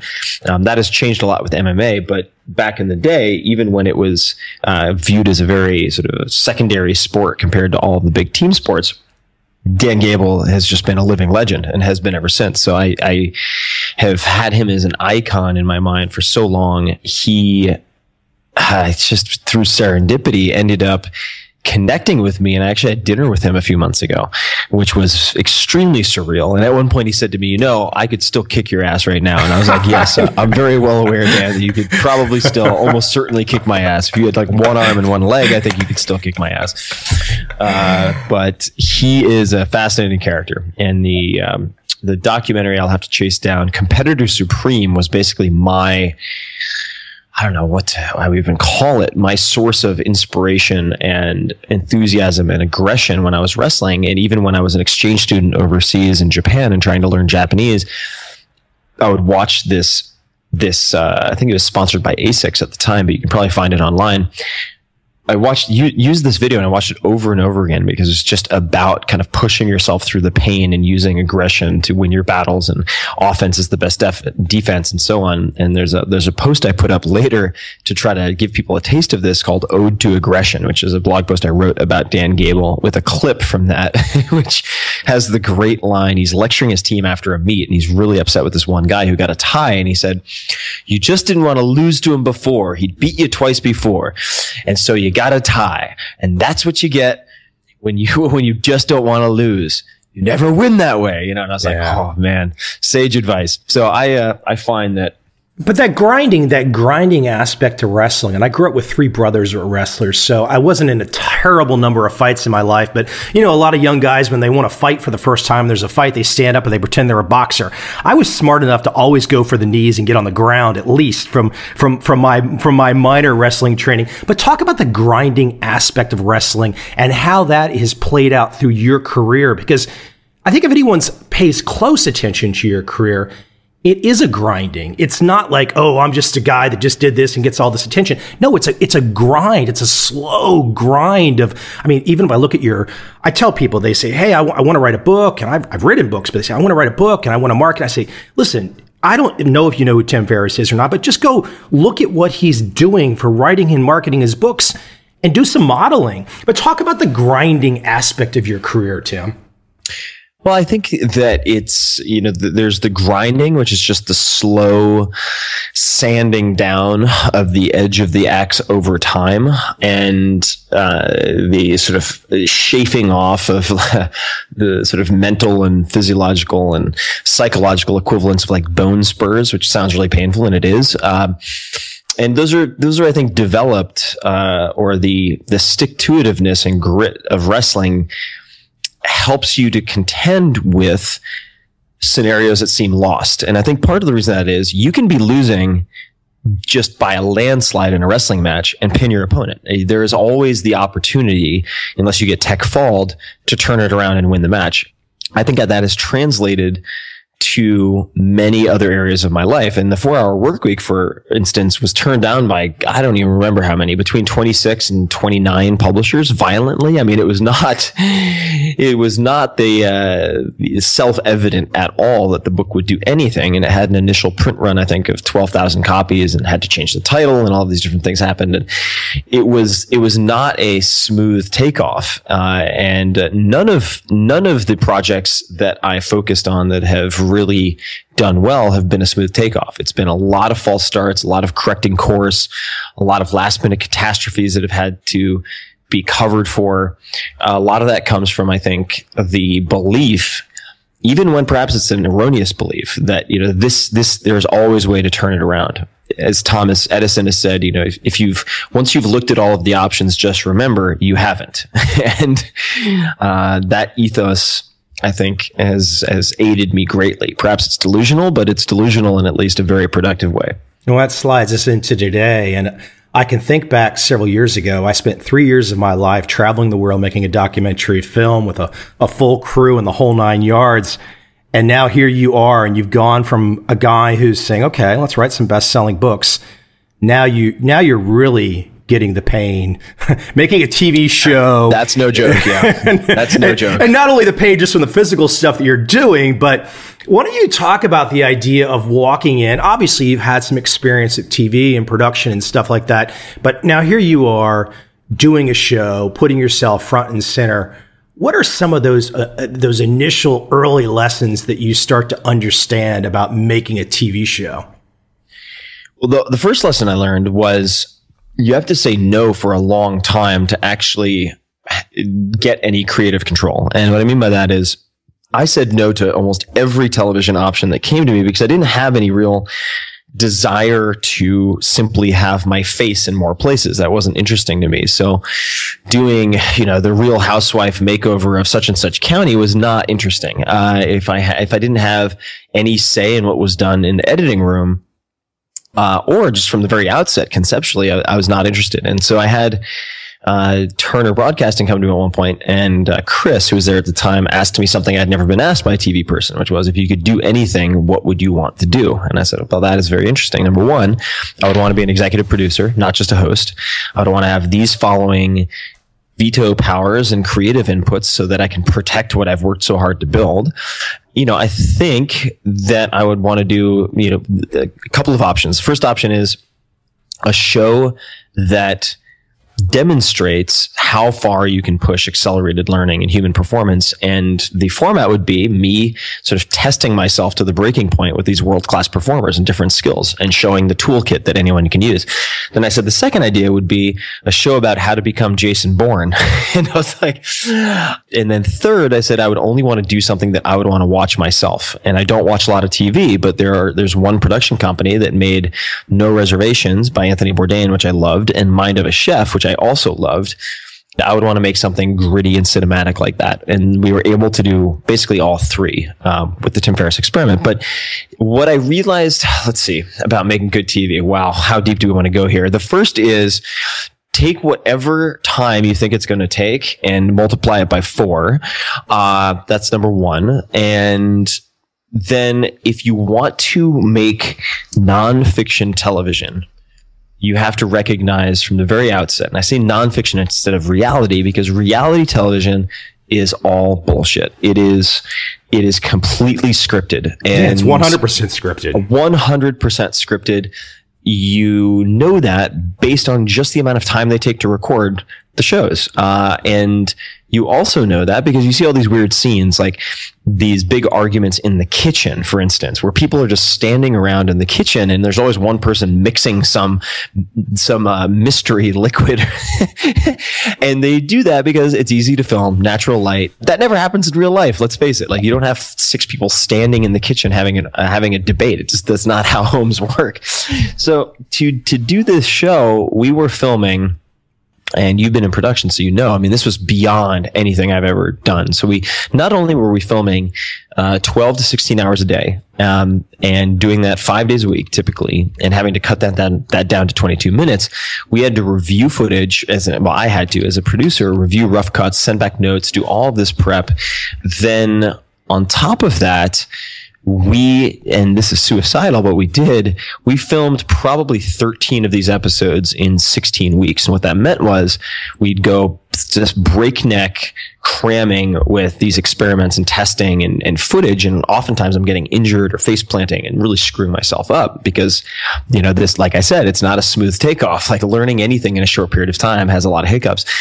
We do that. Then Saturday would be travel day, where we'd move, a whole crew and 27 boxes of gear and blah, blah, blah to whatever our next location was. And then Sunday would be planning for Monday, and we'd start all over again. So if you want a 4-hour work week, definitely TV is not, at least in the traditional sense, not the right option. I think sometimes, though, it's funny you mentioned that about the 4-hour work week. I think sometimes I hear people say, oh, that's all BS and this and that. And I think it's unfair because I always looked at it like, okay, Tim is not saying exactly 4 hours. It could be 4 hours and 15 minutes, but you get the point. And the thing is, can you reduce the amount of time that you're spending, which is probably an infinite amount of extra baloney time? Can you reduce that down, get more efficient, and get freedom?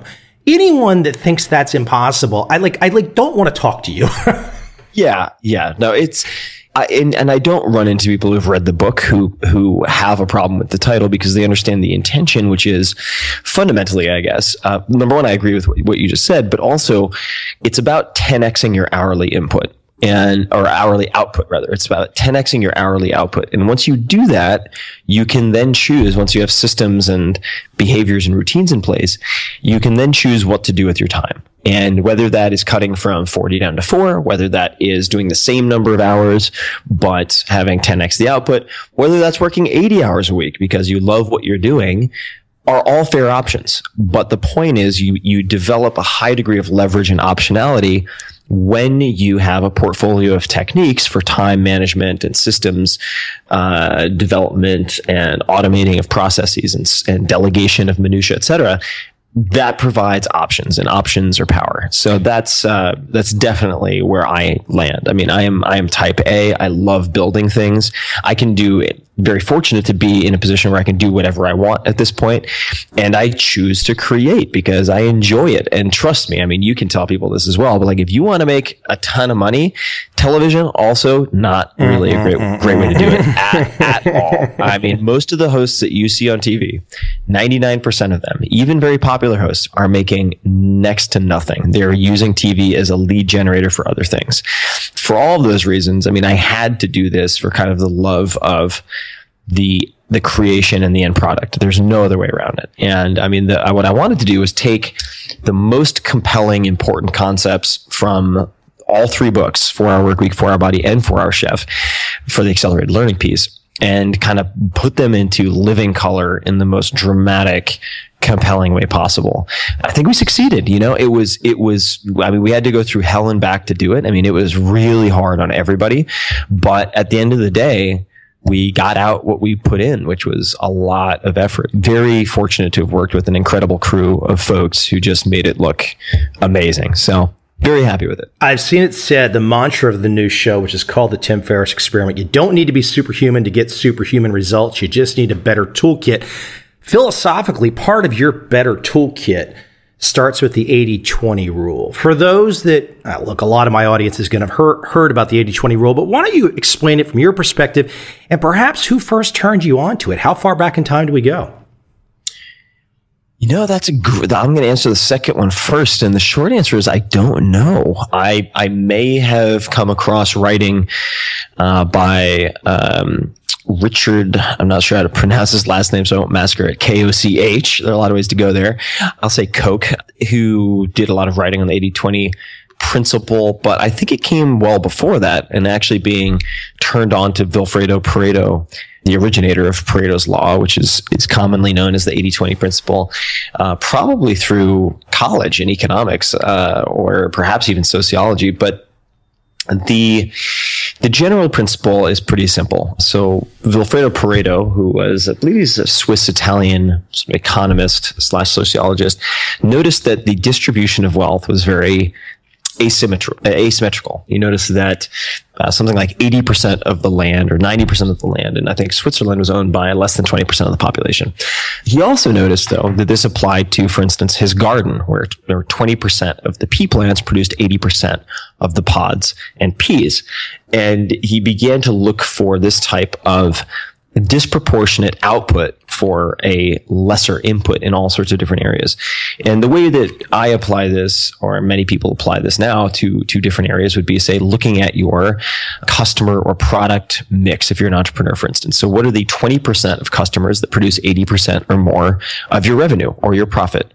You can use this in the opposite, or I should say conversely also. So who are the 20% of customers that consume 80% or more of your time? And the fascinating part is when you do a comparison like that, you don't find a lot of overlap. The customers who tend to be the most promising are also the lower maintenance customers, oftentimes, not always. This can be applied to your life on a more personal basis, and I do this whenever I'm feeling overwhelmed in any capacity or over anxious. In 80-20 analysis, where I will look at what are the 20% of activities, commitments, people in my life who are producing 80% or more of my negative emotions, anxiety, anger, etc. I use that as a lens through which I view almost anything that I'm doing or experiencing. And it's very helpful. I typically do it with a pad of paper and a pen. It does not require anything high tech, does not require wearing a Jawbone or some fancy self-tracking device. It's a very simple but elegant exercise. I want to offer one. I know you've got the first season filmed, but my second book was a story about a very famous trader who took students, young people in their early 20s that answered want ads in the Wall Street Journal in the early 1980s. And he had made $200 million by the age of 37. He put these ads in the paper. These students responded. He gave them 2 weeks of training, set them off on their own down the street in Chicago from his main office. 4 years later, the group of 20 students selected had made about $100 million profit. 25 years later, 6 of them are still trading for clients. If at some point in time, Mr. Ferriss, if you want some introductions to people that might have fun trying to train you in trading, I can give you more than one, that's for sure. That is a fascinating offer. Let me ruminate on that. I mean, these sandboxes are all interesting to me.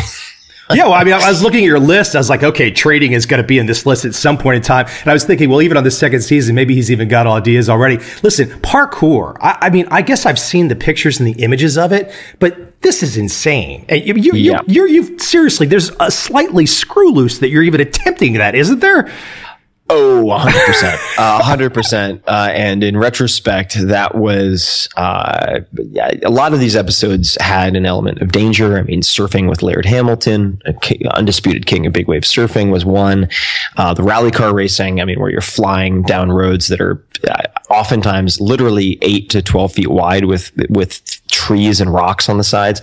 Those were all dangerous. Brazilian Jiu-Jitsu, I think I broke one of my floating ribs doing that during that episode. But the parkour was by far the most dangerous, and I suffered some tremendous injuries. And for people who aren't familiar with parkour, maybe you've seen American Ninja Warrior or Ninja Warrior. It's basically like taking the skills of a ninja, an acrobat, and a break dancer and trying to use them as you jump from like building to building, and effectively the chase scene in Casino Royale at the very beginning, if anyone has seen that, or District 9. Yes, I suffered some pretty catastrophic injuries that are captured on camera. What a lot of people don't realize, because it ended up being finished and edited much later, was the first episode that we shot. So I had so many injuries carrying through this entire season. It was unbelievable. But yes, parkour, probably a little too aggressive in terms of selection, because it's so heavily attribute dependent. You can't just have a theoretical understanding of these things. You have to have connective tissue and so on that can accommodate the impact forces